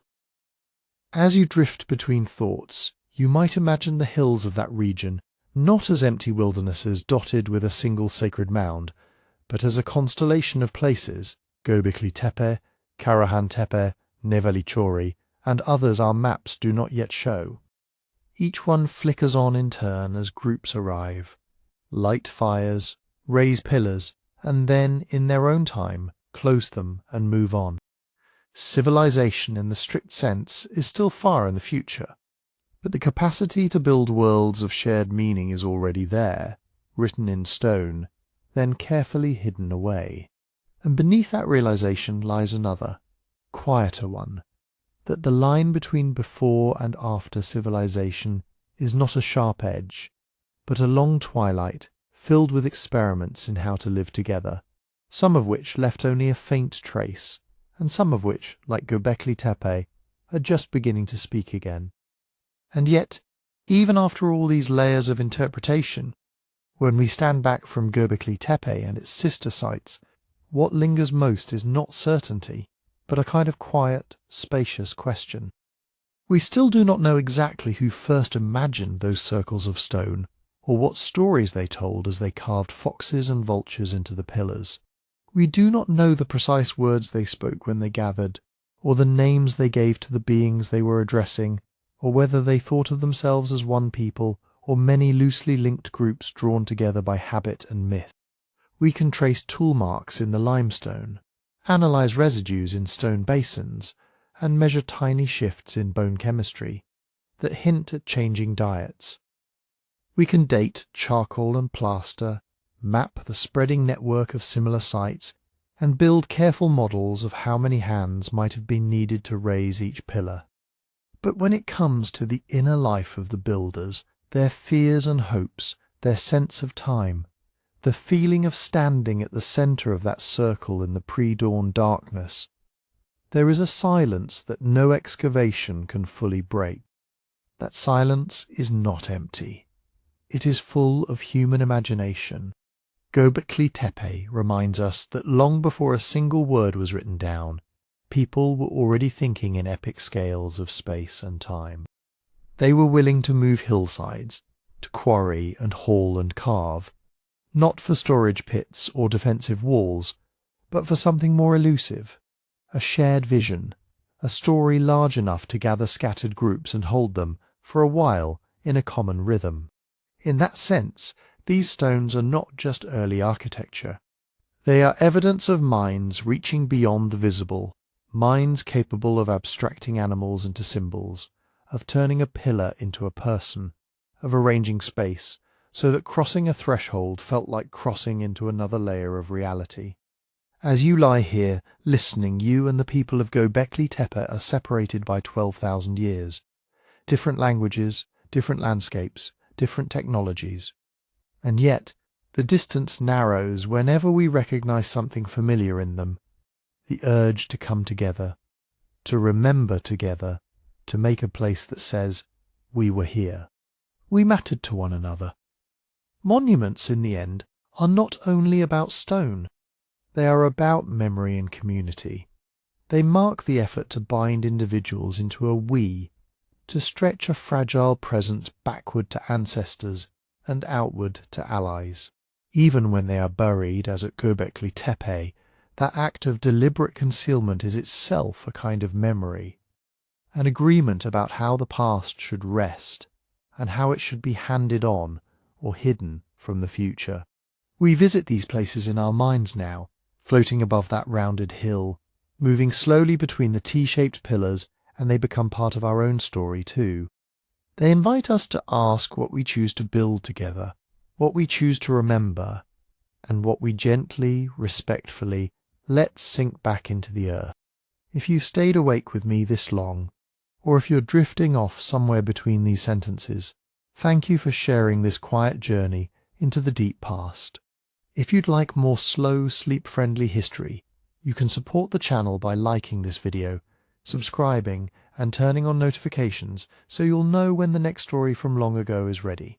I'd also love to hear from you in your own time.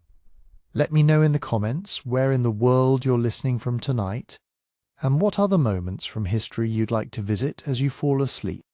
For now, you can let Göbekli Tepe fade into the darkness of its buried hill, the pillars standing in the soil, the carvings wrapped again in quiet.